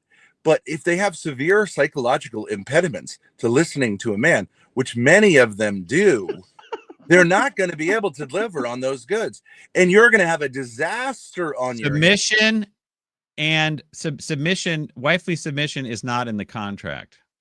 It It's is. not part of the, it's not in the contract. No. It's part The of right marriage. over the, no. It's in the vows, it's in the Bible, but it's not in the contract. The contract is the right over the body for generation. That's it. You don't have to submit in marriage to have a valid marriage. You don't have to, this husband does not need to love. You should have a start valid your own marriage. religion because, yeah, okay, you have taken half or whatever, a major part of marriage. You just say, "I don't like that." Okay, so start your own religion, and it'll be about, like, No, if you have a I don't penis, say I don't like it. whatever, I'm and John Farrell will, like, okay, you don't need to have any relationality whatsoever. It's great. You could call it autismology, and you could start your own religion in which no relationships are necessary to get married and have children. okay. It is a fact. I don't think that has anything to do with Catholicism. It is a fact that there's been 0 annulments granted for lack of capacity of relationship or love or submission or any of that before 1965. Didn't exist. I don't There know never about- was one. Yeah, it didn't exist because there was nothing in the law. Marriage is law and marriage is nature. The impediments have always been there. Like, even in secular law, if there's a major mental illness, it's an annulment that was not recognized. Yes, yeah, there has always been, if you're psycho, if you don't know when Wednesday is, that kind of thing, you can't consent to, you don't know what's going on. It did come out later. Yeah, and maybe people were bound, but because the church was hesitant to give annulments, but she is freer now. And I think most women, do you realize, John, that 1 out of every 4 women is currently on massive, like, psychotropic drugs, which means they're crazy. They're admitting they're crazy.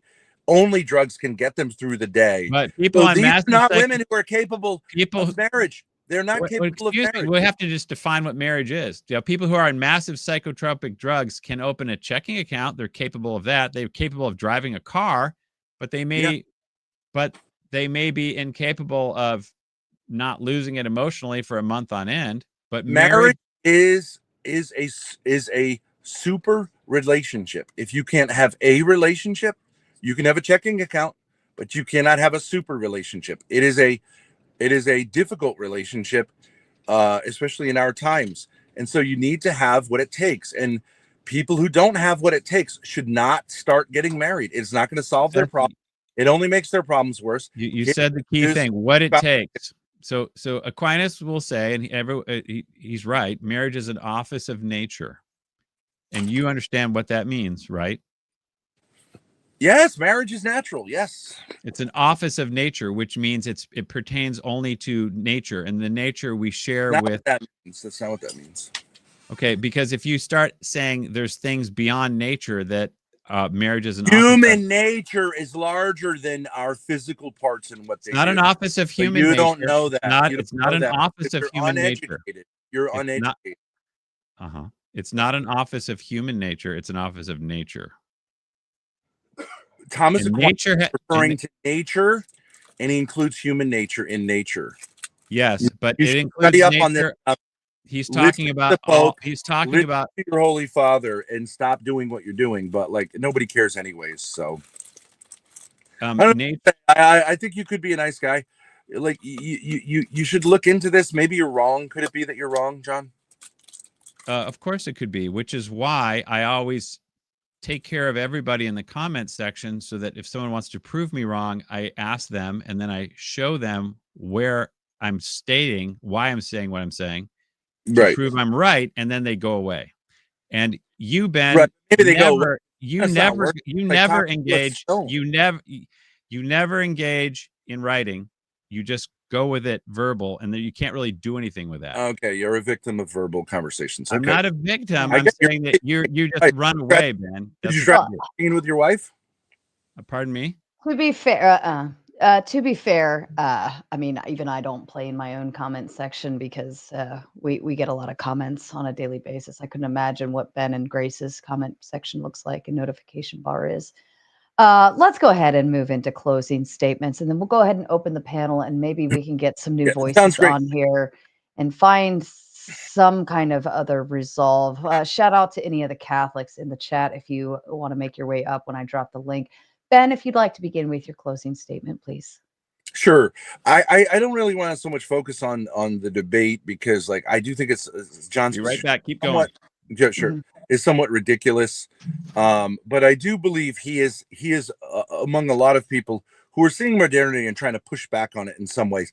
And a lot of times, Catholics will see that, like, what the church is doing in response to modernity is a concession to modernity and a failure to stay true to our heritage. And I actually really think that's not true. It is a response to a change in modernity. And I can't tell you how many people I've seen in relationships or thinking about getting into relationships who really, really could benefit from the church's either understand that what they think is a marriage is not a marriage, and that this can be very liberating because, yes, if you have children, you still have to take care of your children. But this is a wonderful alternative to divorce, because divorce really at its core means, even in the secular courts, a divorce is one person attacking the other person. It's dealt with as like someone has to be in the wrong. And almost always, even though kids try to say, like, I move on, I forgive my parents, someone is to blame. And in many of these situations, I don't think anyone's to blame. There's just a lack of maturity in our culture. I think there are so many young men and women who are, lack basic understandings of things, basic understandings of what sex involves. It is a super relationship. And in a time in which 100 years ago, if you ask someone, like, do you have what it takes to have a friend? Do you have friends? Everyone would have said, sure, I've got friends. Today, that's not true. Many people are incapable of relationships, incapable of relationality. It's not their fault. If they get into what they think is a marriage and it's not, get out of it and do the best you can, and maybe learn how to have a friendship before you try to have a marriage. And if you think marriage is going to solve all of your problems because Jesus Christ is the sacrament of the church and all this stuff, don't do it. You should really think a lot more about it. And especially if you have brokenness in your past, it's much better to work through that stuff before getting into this. There are people, however, I'm not against marriage.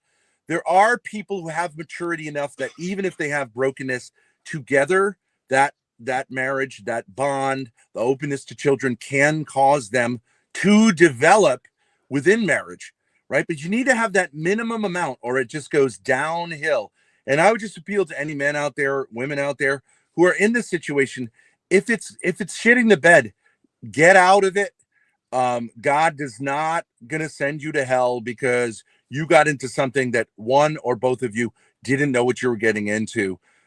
God's and the church's purpose on earth is to bring us to heaven, not to bind us in relationships that make no sense. The Pharisees tried to do this. John Farrell's trying to do this. Don't fall for the bait. Jesus is our liberator, freeing us from slavery to nonsense, and especially family nonsense. He said he came to bring the sword, and that may involve, unfortunately, breaking up families that are more harmful than good, and helping people to get some more freedom in our society. And I'll leave it with that. I'll hand it over to John. I thank him. I apologize for the personal attacks and whatever profanity I used or whatever. Thanks, Ben. Yeah, no problem. I'm pretty thick skin or whatever. Good fences make good neighbors. So every divorce has a prenup built in based on the Catholic Church. And that prenup is if you violate the contract, you are denied the sacraments. And you're supposed to take your spouse to court. If that happens, that comes from Matthew 19:9, which is if there's adultery, you can put them away, you can separate. What I found out was I was like, why are they doing these annulments? What is the point of it? Where do they come up with these? Because, you know, my wife tried to do the annulment and it's still at the signature like 12 years later because they did a goofy case. But I'm like, where do they get? Why am I incapable of marriage? And then she's incapable of marriage too. Apparently, I don't know. I'm incapable of partnership, and she's incapable. She didn't know what marriage was, apparently. So if marriage is just where babies come from and how to make babies, then that's all you need. At any rate, what I found out was NFP is the guilty party here. It's all about the NFP. That is the point of the spear that's causing all this conversation today, because once you legalize family planning, you are saying the conjugal act is done for other reasons than contractual. It's done for fill in the blank, pleasure, love, bonding, whatever you want to call it. And those things have no legal description. And that's why Cardinal Burke in 2011 in Wisconsin, when he gave a talk, he says, there is no accepted description of the essence of marriage once you allow good of the spouses to be essential to it. And he says now we accept good of the spouses as essential. We also have no legal description for marriage. He admits it, and that's because if you call your tribunal today, they'll say the same thing. And if you go, like I said, if you go to the commentary of canon law, they'll admit, you know, we used to know that marriage was the right over the body, but now since Vatican II, the rights of marriage have become effectively infinite. There's no way for us to define what the rights are. So that's why there's the annulment, and that's why you cannot you have trouble adjudicating anything. Oh, by the way, there's something Ben said. He says in divorce, there's different levels of fault. And every divorce has one guilty spouse and one innocent spouse. That's all there is. And the person who filed without permission is the guilty spouse because they have claimed right over the contract. You can't claim the right. Like if Ben drives a car, I can't claim right over that car.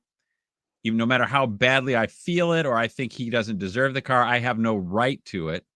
And because car is an objective thing. All right. But if we define car ownership as something subjective and you have to have a real, quote, real deep, meaningful relationship with your car, then car ownership becomes subjective and anyone can take anyone else's car. And it's the same with marriage. If the object is no longer objective, you got nothing.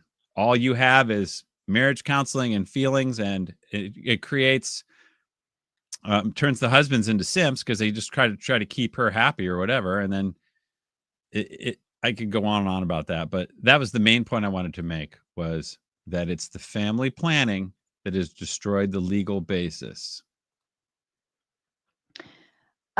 Thank you, annulment.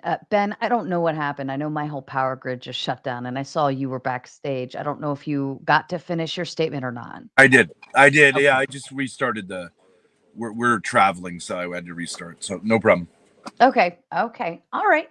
Well, I'm going to go ahead. I'm going to continue dropping the link to the open panel in the chat. If you want to start getting backstage, now's the time to do so. In the meantime, we'll read and respond to some super chats. King TL, we love you, King TL, says, this poor guy is about to get thorped. Ben going to change this gentleman. Peace and respect, Sarah. And you're welcome to respond, either of you, to anything if you want, or we can just keep moving forward. Thank you, King. He's a friend of our channel and yours too, I think. Mm-hmm. Great guy. Yep. Dusty asks, was God married to Mary when he got her pregnant? No.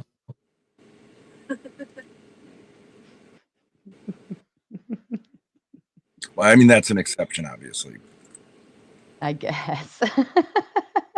but in a certain sense, we could use that's why Catholics teach that it would have been inappropriate for Joseph to have relations with Mary because of the uniqueness. So in a certain sense, the Holy Spirit was her spouse. So like, but obviously not in a physical sense. Damn, Grace. She blowing her nose? Yeah, you could hear that. I'm sick. You poor baby. Alexander said, then would you say that people in history who weren't able to reproduce for one reason or another weren't actually married, or did they I'm assuming have to know it? Or do they have to know it? Physical impotence means the marriage is invalid because you can't consent to the object, which is the right over the body for acts. However, if they just can't make if they're sterile for some reason, that's out of their control. So things that are extrinsic to them doesn't invalidate, if that answers your question. Yeah, but I do think if one party knows that they are infertile ahead of time and does not reveal it, that would be grounds for an annulment, because that's a legitimate that's a legitimate right that the other party has to know. But if they don't know and they get married and they end up being infertile, then it's the same. Yeah. Does Grace have something on in the background? I hear something. I don't know. Yeah, I don't know if it's just feedback or. Yeah. I'll turn the fan down. Well, it sounded like talking. Or I don't know if she was watching the show or if it's like feedback on your end or something. I don't know if your mic settings changed. I'll hit reduce background noise. Maybe that'll help. Her and her boyfriend Lala are here. Oh, yip yapping. All right, fair enough. Plagu says, on one hand, John at least is being objective in giving his definitions and supplying sources. Ben is off in the ether all over the place trying to define, which is John's point. Old definitions can be defined, but new can't.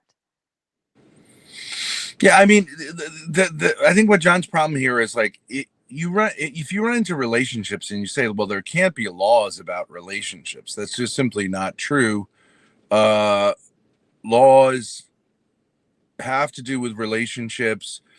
For example, if you're abusing your children and there's an investigation, the state will come in and investigate, and one investigator may see things differently than another investigator.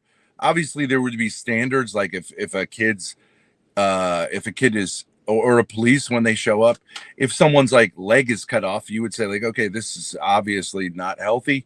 But other things are subtle. I don't think John likes subtlety, and I think he sees the Catholic Church as a place where you can go and avoid the subtlety and nuance that is what life is about. And I don't think that's what the church offers us. Clarity, yes. Making everything black and white, no. Okay, so he says John's point, old definitions can be defined, but new cannot. That's correct, as in definition is de fine, meaning it's done. You can't change a definition, particularly when it's legal and it's bound to nature. So what is defined in the past maintains and can't be changed. So the legal essence of marriage, the legal object of consent, is the same today as it was 500 years ago. It's identical. And it doesn't matter what the canon law says, it can't change it. You can use different poetry, language, whatever you want to use. It's the same, which is why this is why I say you got to define marriage before it was 1950. Just ignore the stuff as far as the definition goes so that it's clear what it is. This is why everyone knew what it was before. Today, it's a private matter determined individually. That's what marriage is. My private relationship, my right to how I feel. The good, you have to give me my right to good, and I'm defining good personally, privately. This is why marriage can't work if you make private, subjective things part of the objective public definition. So if someone does that, are they married? You don't have to know what marriage is. You don't have to know everything about marriage to consent. You just have to know that it's permanent. If someone has understanding that it's private and it's about love, and I fell in love, and if I fall out of love, then You know, this doesn't, and they take the vows in that kind of, you know, Disney World sense. Do you think that they understand marriage properly?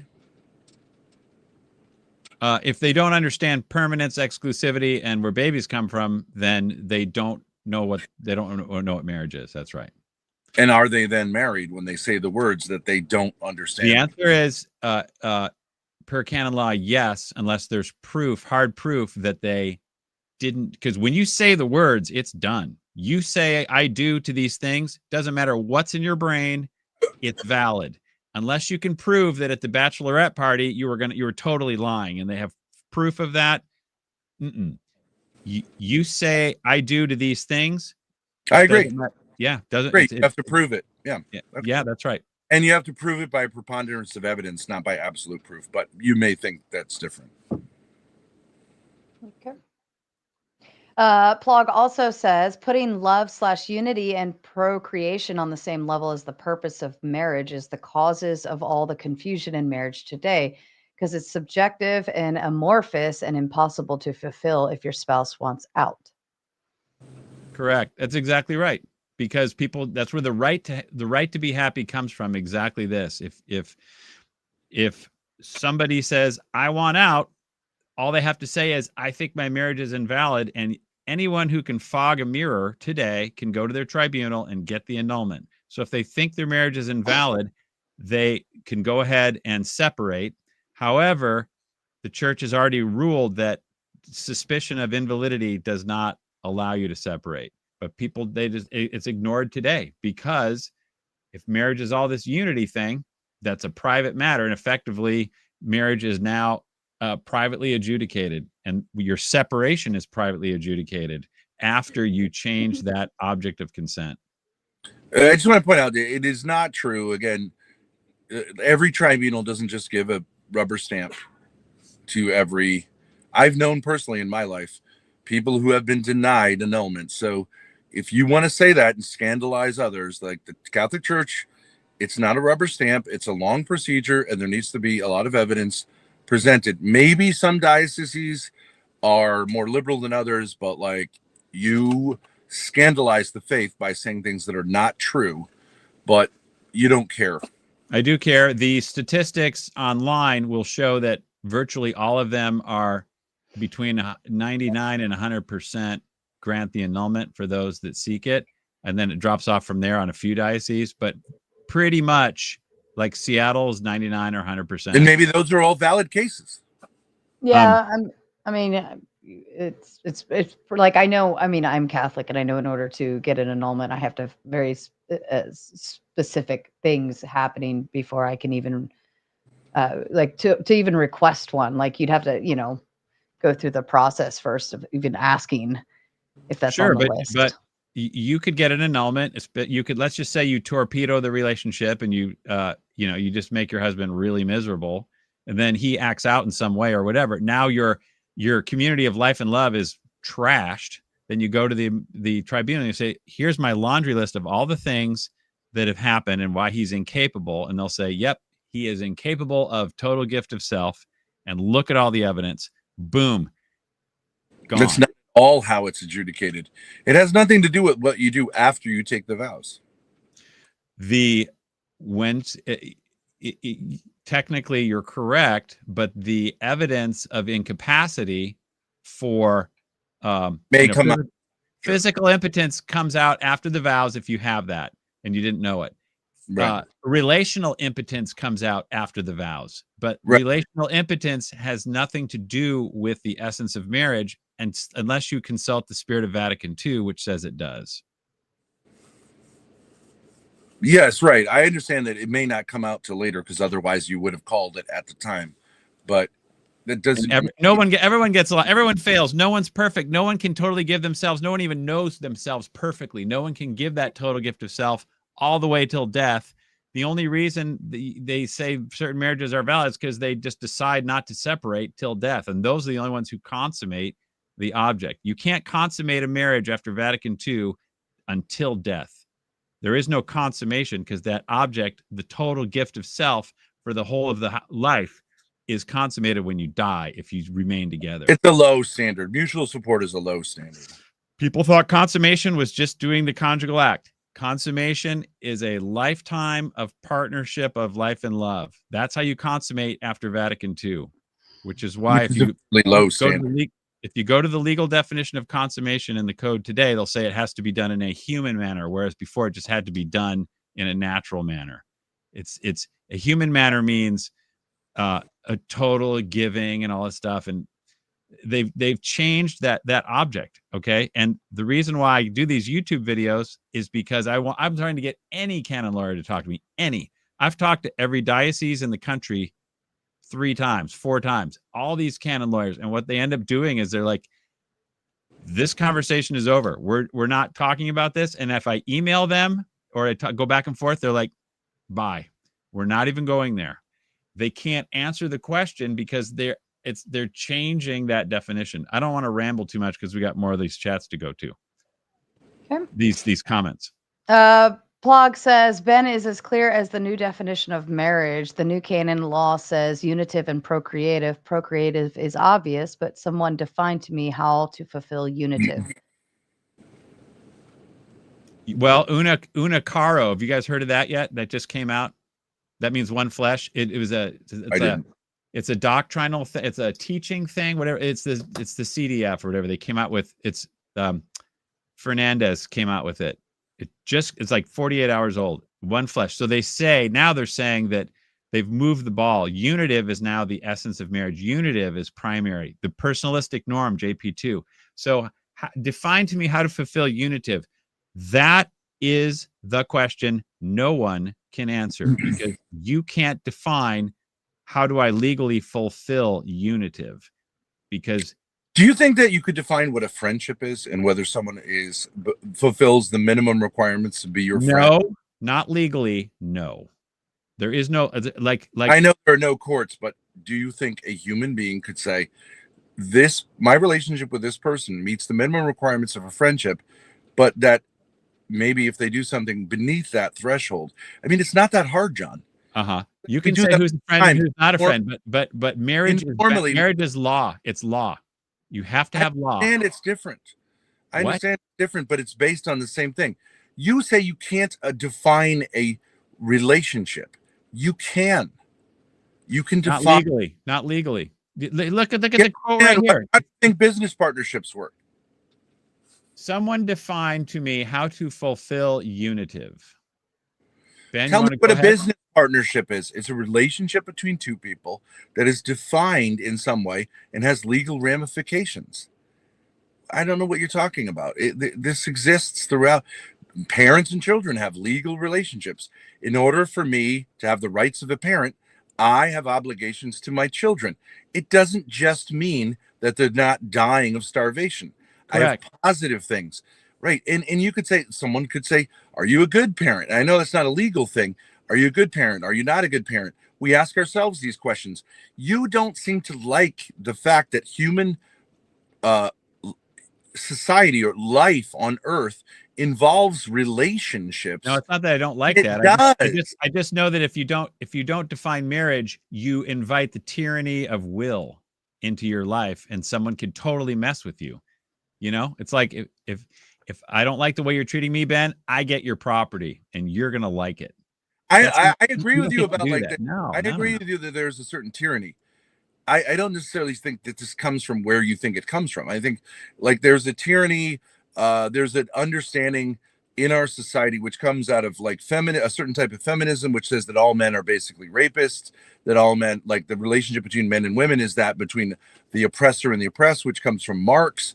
Okay, that stuff should be gotten rid of. I think we're in the process of getting rid of it. It has nothing to do with the Catholic teaching about natural family planning, which is just basically common sense, that if for some reason it makes sense for you to avoid a pregnancy, say, for example, if your wife is recovering from a pregnancy and that it's like physiologically not a good idea to get pregnant right away. Your last name is Farrell. You know what an Irish twin is.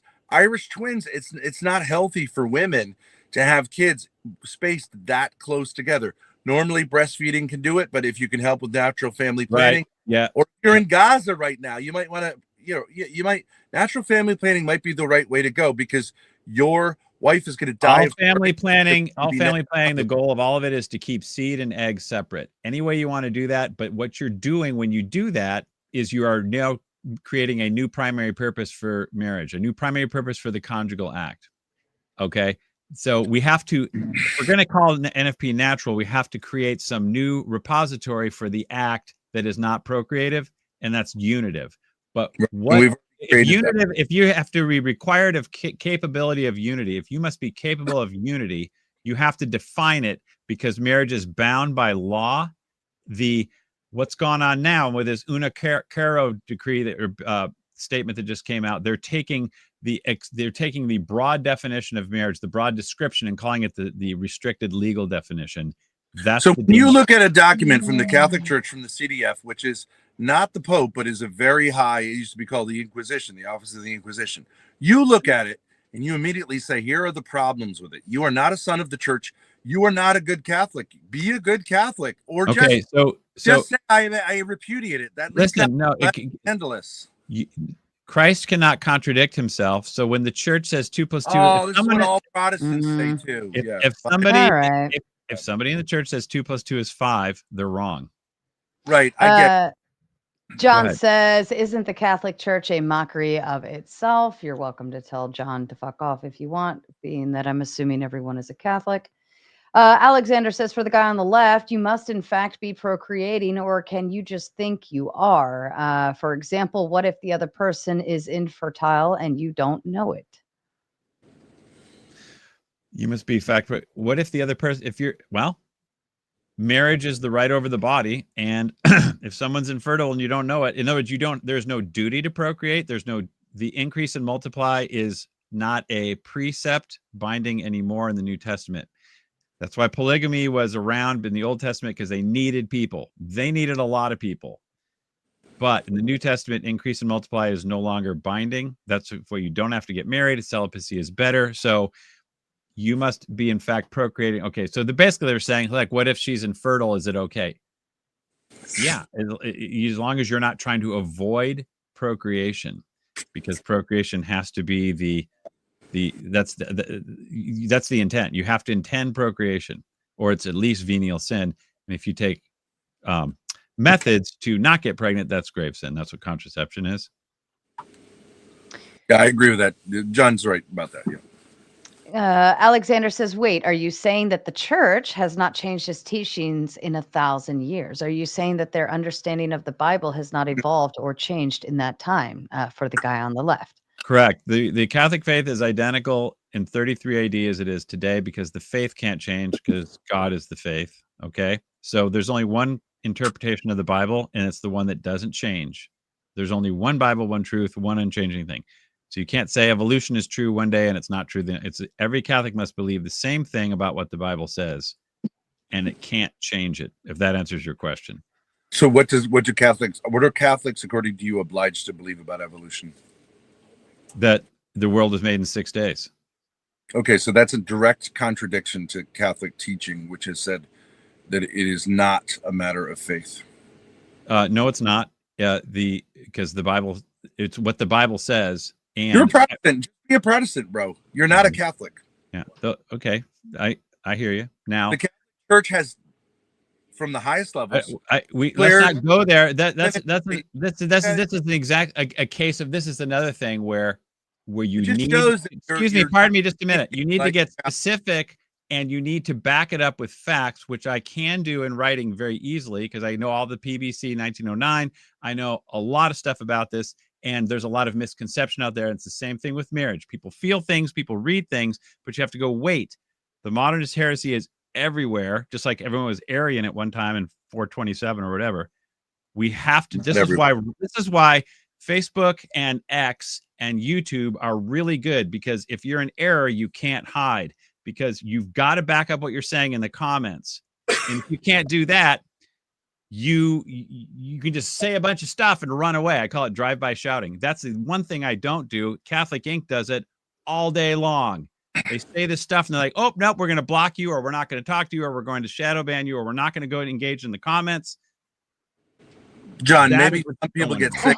You got to think about the comments, huh? Yeah, because comments are where truth lives. If you are wrong and you can't deal, you're out. You're out. Have you? It's mostly have you just garbage, John. No, but Yeah, if you need to argue, go ahead. You got the next thing. definitely would not say that the comments are where it's at. That's for sure. Last one, and then we've got our panel coming up. And if you are wanting to join Open Panel, please feel free. The link is in the chat. Feel free to go ahead and get backstage now before we go live on it. Alexander sends one more to say, what if you stop breathing? Your heart stops, but they bring you back to life. Are you still married, or did death part you? Yeah, you didn't die, so you're back. Yeah. No, there's been saints who have died and came back and stuff, but no. If you're back to life, I don't think that happens too much. This reminds me when I used to teach in high school. I used to teach boys, and I used to love the fact that girls are different than this, but like boys would ask these questions, especially at confession. So they'd be like, "Hey, Mr. Thorpe, so if you kill 1,000 people and you murder them, and then you go to confession, right before, they do the legal thing. It's very interesting. It's like the male mind at work." And I'm like, guys, you know what I mean? They would be always like the thing, like, well, if it used to be the thing in the 60s and 70s, like, how far can I go with a girl before it's sin? And, it's just kind of like trying to ride the line as closely as possible. It's funny that people do it, but like, this is ridiculous, hypothetical. But it's funny. It's sort of like the legalistic mind, which can be clarificatory to think about things with definitions and hypotheticals can be like that too. But if we go too far with it and we say like John says, like, I cannot apply logic to a relationship, then you get into cuckoo clock territory. But some people can't do that. All right. And I'd like to go ahead and get our panel up here and on stage. Gentlemen, holy shit, fuck, this is crazy. Here we go.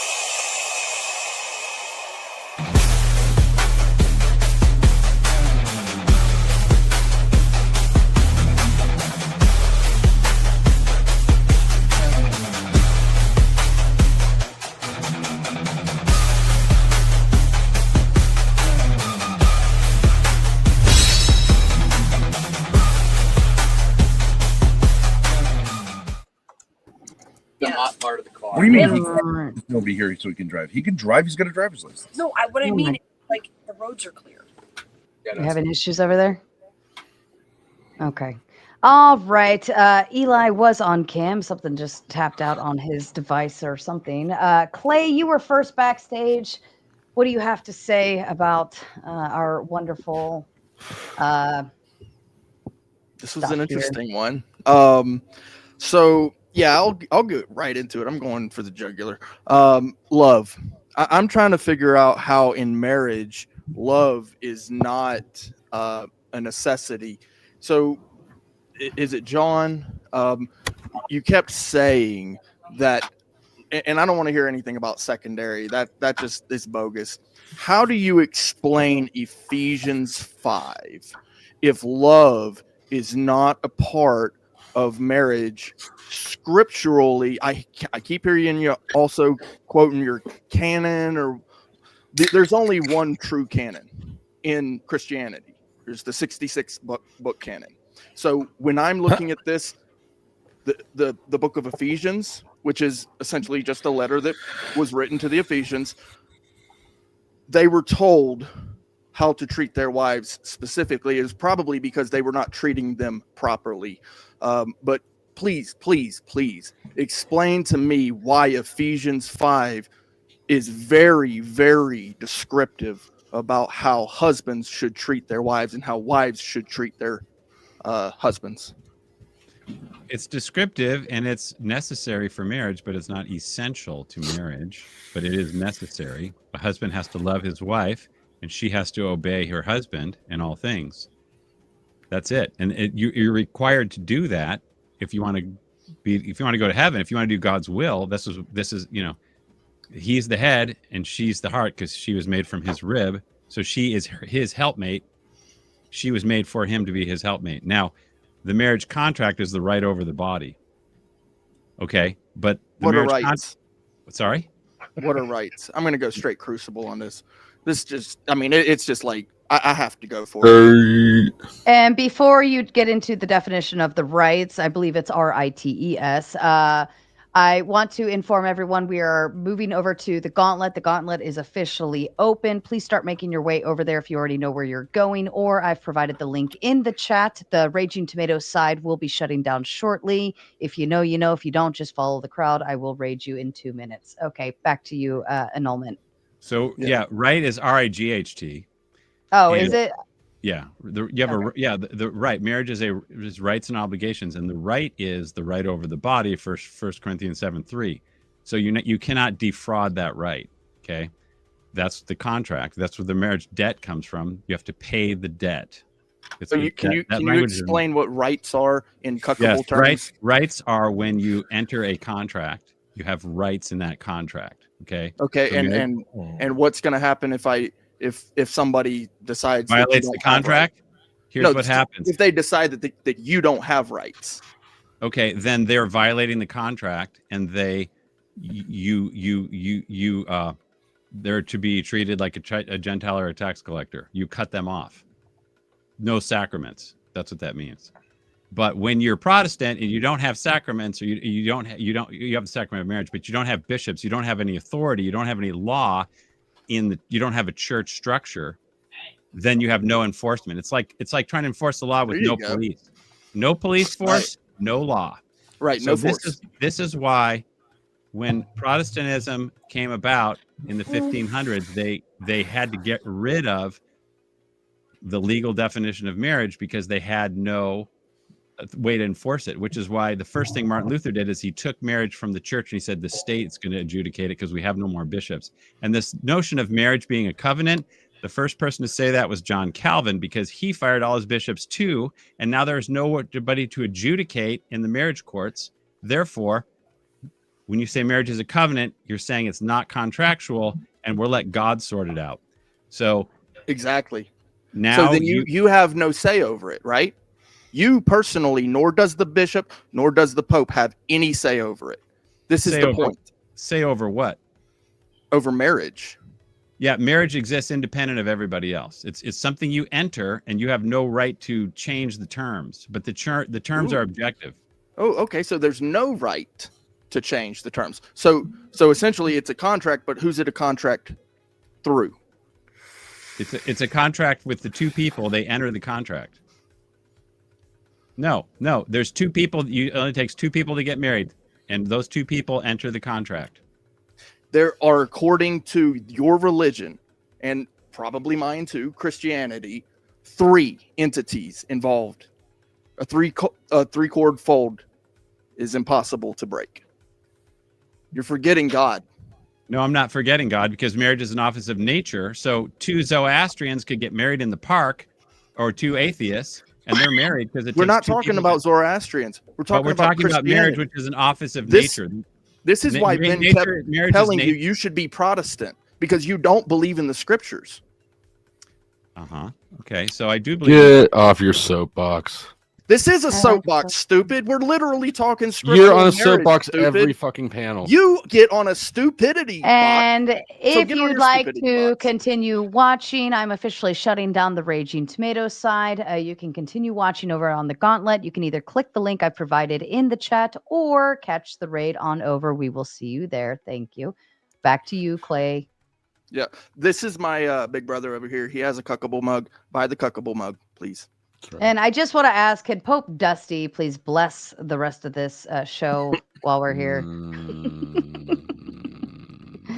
All right, back to you. You're all going to hell. Go for it, Dusty, please. I'll hand it over to you, brother. No, I mean, you're just like, I feel like you're just trying to like dig in and really score a win on something that just isn't. It's a nothing burger. I mean, it is a nothing burger for people who don't don't want the conversation about the Christian values in marriage, but this actually is a debate on Christian values in marriage. So is God not in your life before marriage? Sure. Can you get God out of your life? Or is he everywhere?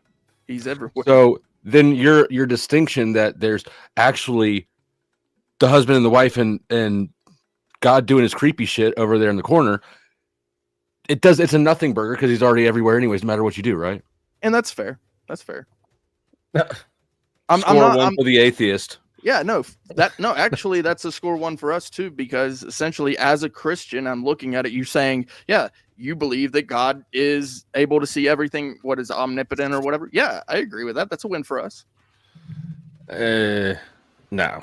But anyway, I wanted to ask something to what annulment said. So if marriage is an office of nature, is it not a sacrament? It's a sacrament, yes. You said it was an office of nature that two Zoroastrians or two atheists could do in the park, and you attributed it as just as valid. So can two atheists or two Zoroastrians partake of communion in the park, and it's just as valid as the sacrament of communion? No, because you have to be Catholic to get communion. Marriage was elevated to a sacrament by Christ, but it's an office of nature, which is why non-baptized have a natural marriage. And it's binding, and it's the same contract, but there's no grace. What's binding them? Natural law. Natural law? Yes. So, can you describe me because children have a natural law right to an intact home, and they must be educated, just like zebras reproduce and they raise and educate their kids. That's why it's an office of nature. So what force binds marriage within the sacrament of the church? Can you back up from your mic a little bit? And I was trying to catch him in the private chat, so I didn't like. See how much you can fit in your mouth at once. Hold on, is this any better, y'all? Yes. You just further take it down a notch. Go ahead. Okay. Further. Is this better? Mm-hmm. Thank you. Okay, cool. Yeah. What is the binding force in the sacrament of marriage that creates the union? The conjugal act. When you do the conjugal act, you can become one flesh with a prostitute. It's the conjugal act that makes you one flesh. Well, okay. What makes it a sacrament? Christ made it a sacrament because he just did. He elevated it. He wanted grace involved so that you could live Ephesians 5.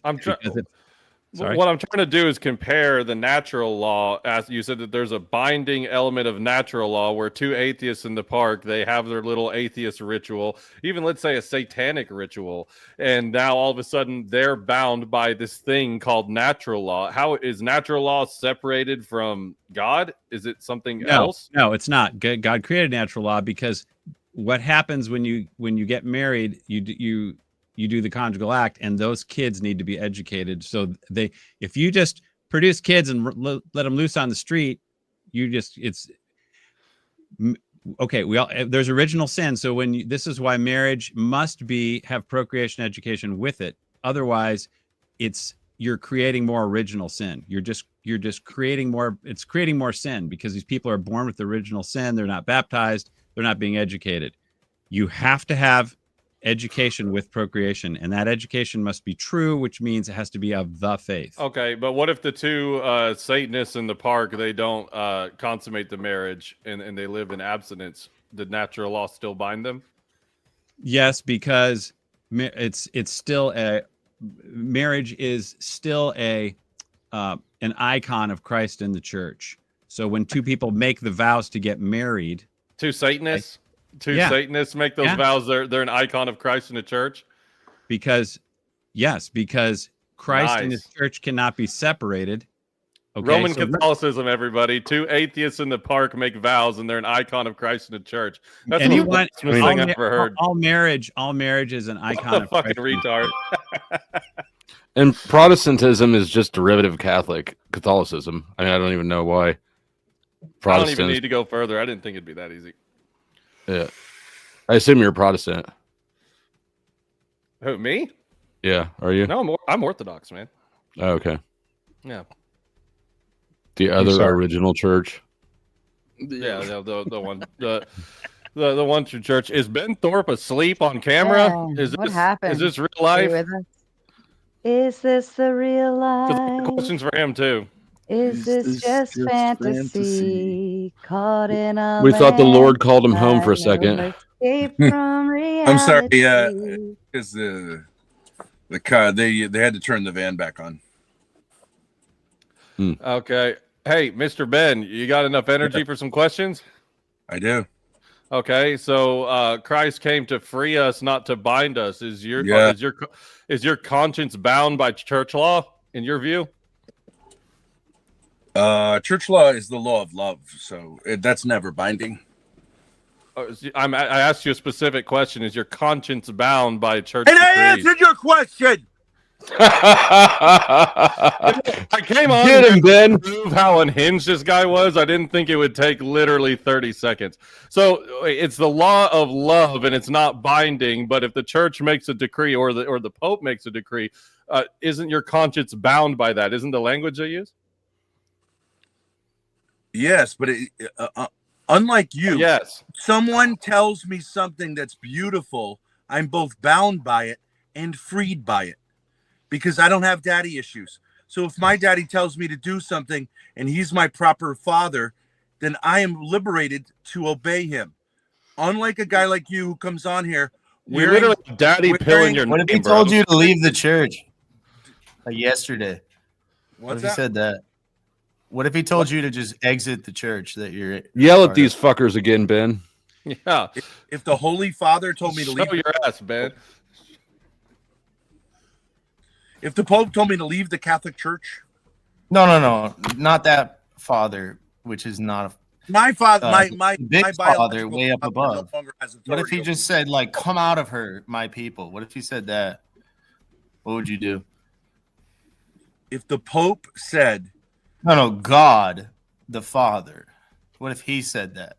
If God told him to leave the church, he'd probably leave the church because come out of there, my God people. Now, all right, come out of her, he says.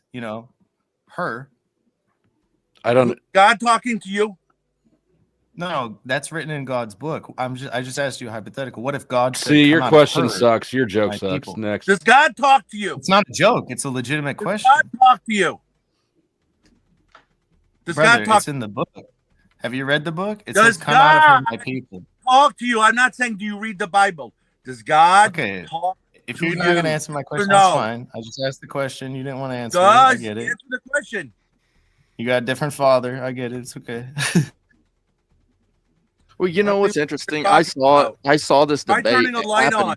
Ben was doing really good until the open panel, and John did really crappy until the open panel. It's like flip-flopped here, man. Really good job answering my question, John, even though I don't agree with you. Ben's Ben's working on formulating an email for annulment, and he's working on his comment writing. I love it. I love annulments. I love annulments. Yeah, I love no fault serious, divorce. though. Yeah, no, John, you did a really good job on answering my question. you. So I tried.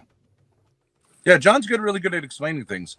I think you find, if those of you who are not Catholic, you find educated Catholic people, like their answers are not as stupid as Protestants think they are. It's a grand tradition, and even though we may differ on things, like he and I agree on much more than we disagree.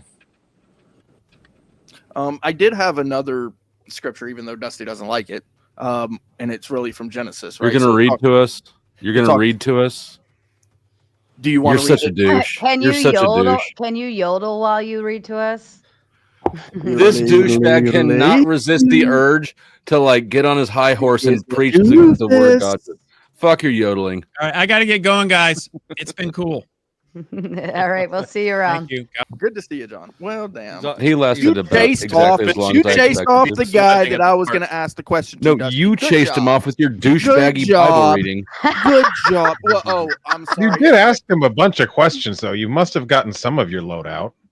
No. No. Ew. Who's dropping Not loads? enough. I have more. I have a lot more. I did it while I was waiting backstage. For you flaccid fellas up here who don't study. What else Ben, am I how supposed are to you do? doing? Why do you look so? You look so uncomfortable. Why? You know, when I drove a year ago, I pinched a nerve in my back. Oh. So whenever I drive, I'm driving them over to Chicago now. So it flares up. That's why I look like I'm like in a rest home. I'm just trying to keep it from, flaring up. So ice on the lower back, put your feet up in the air, fixes everything. Promise. You think so? I have it all the time. All the time. Take a Benadryl too while you're at it. Vanta, do you know what I learned today? Yes, the average IQ in Somalia is 60 fucking 7. I know, right? I can't believe it. My God. I can't believe that's it. really bad. I know. But Dusty, you're like, are you the smartest Somali on earth? I could be. Literally, I could be. I don't know. I don't know, Dusty. No, Somalis are smart. They're crafty. I mean, some are smart, just like anyone else. I just want to say salam alaikum to the panel. We're taking over the Western world, just saying. Inshallah. Oh, here we go. Inshallah. Is that a joke or are you really Muslim? No. I'm a former Muslim. I'm an ex-Muslim. Oh, nice. Former. Yeah. But I'm just saying, while you guys are arguing Christianity, these Muslims are taking over. So you guys carry on with the Christian Bible while these goddamn Muslims are taking over your cities and such in Europe, in America. True. It's happening, bro. Yeah. Minneapolis, you can have it. That's Dude. why we gotta push orthodoxy, because if we let the Catholics, I don't want Minneapolis. It's too cold, man. I don't want Minneapolis. All right, I gotta say something now. Imagine not being part of a cult and just living your life free from fantasy. Imagine sleeping in your coom pod and eating bugs. Yeah, that sounds like a great life. Right, you think Christians aren't coomers? By and large, less. You think Christians don't coom more than anybody in this country? By and large, less. Okay, Yeah. that's where are you getting your coom statistics from? It depends on how devout of a Christian you are, because if you're like really about that life, you're not doing it, G. But if you're like, one of those, we used to call them wannabes back when I was a kid. You're a wannabe because you're not really down with that. Any of them you're are not a real about Christian argument. Anybody who does the thing I'm condemning isn't a real Christian. That's what you're doing. I mean, like, They're not about the life, dude. It ain't really for you to decide, though. As a non-Christian, respectfully, it's for God to decide, isn't it? Well, I don't like the title. Get back Christian in your anyway. lane, Lucifer. God damn. Wow. I don't like that term, Christian.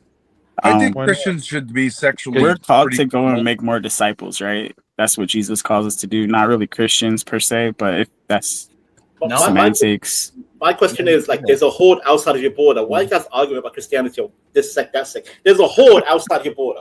God damn. Why? Why you guys? Yeah, I'm not arguing about Christianity. I would never. I'm just saying that the whole situation is misunderstood. United States of America, give me a break. Well, I don't think Islam is going to take over America. I don't think Minnesota, Somali take over. You guys, Mamdani, mayor of New York. I'm just saying, slowly but surely. Slowly but surely. Yeah, that is kind of a strange one for me, with the idea that the Muslim could take over, and I feel like a lot of people are saying no, because they gotta we take have away all the of guns this other first. stuff, blah blah blah blah blah, and it's like, but we've been here before with other things. I mean, we saw the slippery slope with opening up gay marriage, and then we saw the trans and the maps and all of those people, and we said this would happen. And the people say that's a slippery slope, yada yada yada. But it's like, but it can happen. Yeah, I mean, you look at 2016 in the Women's March in New York City. That was headed by Linda Sarsour. Their entire logo was a Muslim woman with an American flag hijab with the whole Maybelline counter on her face, which is against Islam's practices. I found that pretty ironic. And they were putting American flag hijabs on random soccer mom and a few effeminate, spineless men. It was pretty, and they had like butch lesbian Muslim women doing the call to prayer, like shit that they would never fly in a actual Muslim country. But that's the nature of taqiyya. It's lying in order to promote jihad. Correct. So and Eli, next, if I may, real quick. I used to argue with Linda Sarsour on Twitter before I got completely deleted by Jack Dorsey. But yeah, like the Muslims are using the leftist, politics to slowly worm their way into the system. Yeah. So they're like, I'm a feminist, feminism with the hijab, blah blah. until the population grows. Like look at France. France, they have a 10% Muslim population, and you see the problems happening. Well, it's like that new New York City mayor, right? I mean, it's like anytime I hear liberal Muslim, I'm like, oh, this is a wolf in sheep's clothing. Like, do you guys understand what the core? The conservatives are the this, real wolves in sheep's clothing. Oh, real wise wisdom. Did you dropped by Dusty? Did you hear? Did you hear? Did you hear your homeboy Trump giving props to the new mayor? What makes you think I'm a Trump supporter? Because you seem like that sort of a douchebag. Have you seen Trump? Oh, well, I mean, just like your whole aesthetic Hold on, screams, from my cold, like you said, from my cold dead hands at several points in your life. Dusty voted for Kamala. I don't vote. Yeah, he looks like Kamala supporter. Look at him. He's just... So am I wrong? Am I wrong? He's the You voted for Trump, didn't you? Don't fucking lie to me. Dusty, you have all the intelligence of that guy we used to buy weed from in high school, and he wouldn't stop pontificating. I sold from adult the drugs. Not, his, I didn't fuck with that I bullshit. bought weed from in high school was genius. One at a time. If you're gonna insult each other, at least let us hear it. We can't hear it. Insult each other. Did you walk the yard? Give me my eighth. I gotta go. What? I said, "Hey, Unc, stop chattering and just give me my eighth. I gotta go." I know you. I sold adult drugs. You kids were too scared to smoke what I was selling.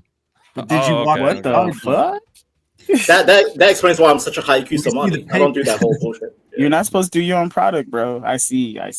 I'm just kidding. Seriously though, have you guys go, Eli. even seen the Cuckable mug? That shit is great. I agree. So who'd you vote for? Talking to me? Yeah, I did vote for Trump. Does that mean? Yeah. Did you vote for him twice? Did you vote for him twice? No, I voted for him the last go around. I didn't vote the first go around. I voted all 3 times. He won all 3 times. Perfect record. I will say this: in a few ways, I've been disappointed, but ultimately, it's the abortion, stance. I got to go for the more pro-life. Do you know what a Hegelian dialectic is? A what? The Hegelian dialectic. No, I don't know what that is. Problem, reaction, solution, and essentially. Okay. It's 2 wings, 1 bird. The whole thing is just a shit show to string people along. It's the bread and circus. I could probably agree with you to some degree. I'm just not like a diehard MAGA person, especially realizing how in Israel's pocket Trump is. That was awfully disappointing. And some of the free speech violations with, college students that are here on a visa. They write one op-ed and now they're getting booted because they said the country that shall not be named. That's disgusting. So, Elnex, if I may, real quick, what Dusty's trying to say, the Hegelian dialectic is not MAGA; it's literally just political paradigm. Right, yeah. Yeah, so nothing to do with MAGA. Just say, yeah. No, I can. Yeah, MAGA is just part of it, right? People for some reason think that Trump's an outsider. I don't know why. I'm willing to think that maybe he was in the beginning, and it just ate him up. Sometimes he had that way. Right? Yeah. He had the Clintons to his wedding. He wasn't an outsider. He's never been an outsider. Neither has Musk. Musk is the richest man on earth. I agree with you. It often feels like the Super Bowl with like my team versus your team, and that's just exactly what it is. Feels kind of gross. Do you guys need a room or? Will you hold the camera? Actually, let's just. If he gives me some of those adult drugs, you don't want to know what I'll do on camera. But that was a different life. I retired. Same here. I don't know what we're supposed to talk about. Well, let me ask you this, without not trying to ask you to dox yourself, but what general area of the country are you from? Midwest. I'm in Kansas City. Okay, so it was the same adult drug as me. The people on the East Coast don't know what that shit is. They get the good stuff from overseas. We had to make it ourselves from the ground up. Yeah, shake and bake. That's right. Yeah, not that ground up. We should talk about hot rails. Jet fuel. This one's got jet fuel, dude. Oh shit! All right. Well, we just broed the fuck out. Could this have been an email? I don't think it could have. I wouldn't have put this shit in writing. Yeah, exactly. No shit. Well, what's going on, Dusty? How's your world? Man, I can't complain. Hell yeah. Hell yeah. Just got a little cold, but that's about Hey, it. Do you ride motorcycles? No. I got a motorcycle. Oh God, it's probably a long time ago now. It's probably like 10 years ago, just on a whim. And no, I ended up selling it. It's strangely, my mom got like really fucking mad about it. And since I guess it makes sense because I was a single dad of my daughter at the time, and she's like, you can't fucking kill yourself on a motorcycle. So I just was like, oh my God, I'll get rid of it, Mom. Yeah, I just got my first one, and it's the same problem. My mom keeps sending me news articles of people dying on motorcycles from my hometown, and I'm like, oh yeah, that's what I needed to see right before I fucking put my helmet on again. Thanks, Mom, appreciate that.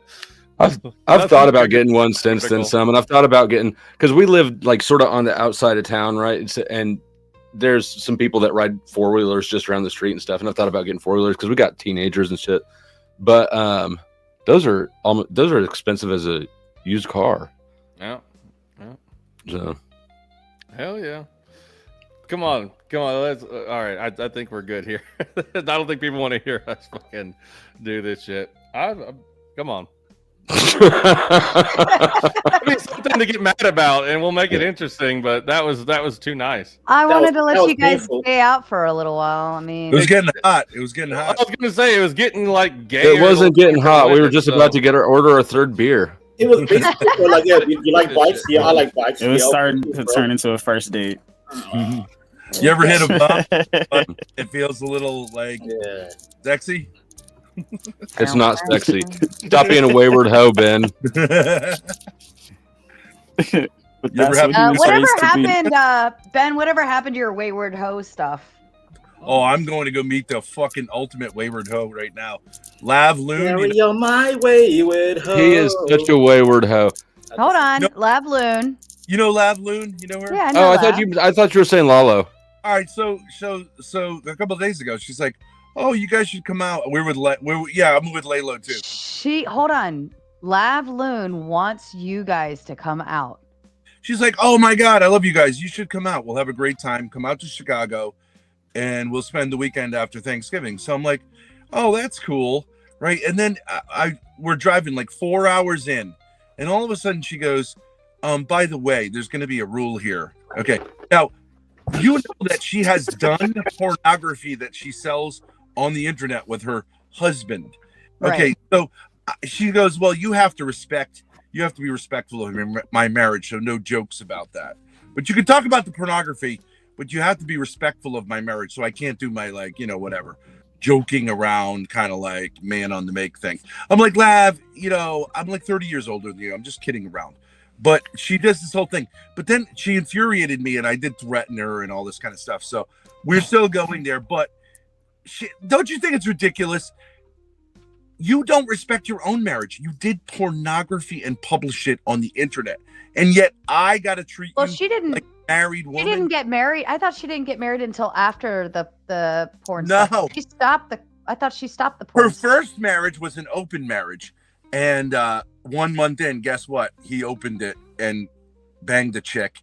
And Grace was talking with her about it. And, she's like, "What the hell kind of marriage is that?" And she's like, "Well, I want to be there for that shit the bed." Right. So then the second guy, his name is Goon. He's on like Kick. And so they get married and she's like, "I'm so into it. It's so traditional. I'm so trad."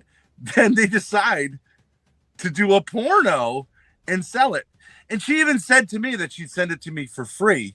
And I'm like, okay, whatever. But like, it's ridiculous. I can't with these girls. Hold But that I like thought, Ben. These Hold that hoes ain't thought. loyal. If you are watching over on annulment side, I see he still left his show connected in. I want to disconnect you because sometimes we have bad words be said that should not be on YouTube, and I can't reach out to him to have him obviously private and get rid of it. So I'm going to go ahead and remove you. If you want to continue watching over here. Wait. Hold on, just a thought. If you want to continue watching over here from annulment, come over to the Gauntlet Debate. That's at the Gauntlet Debate, and you can find us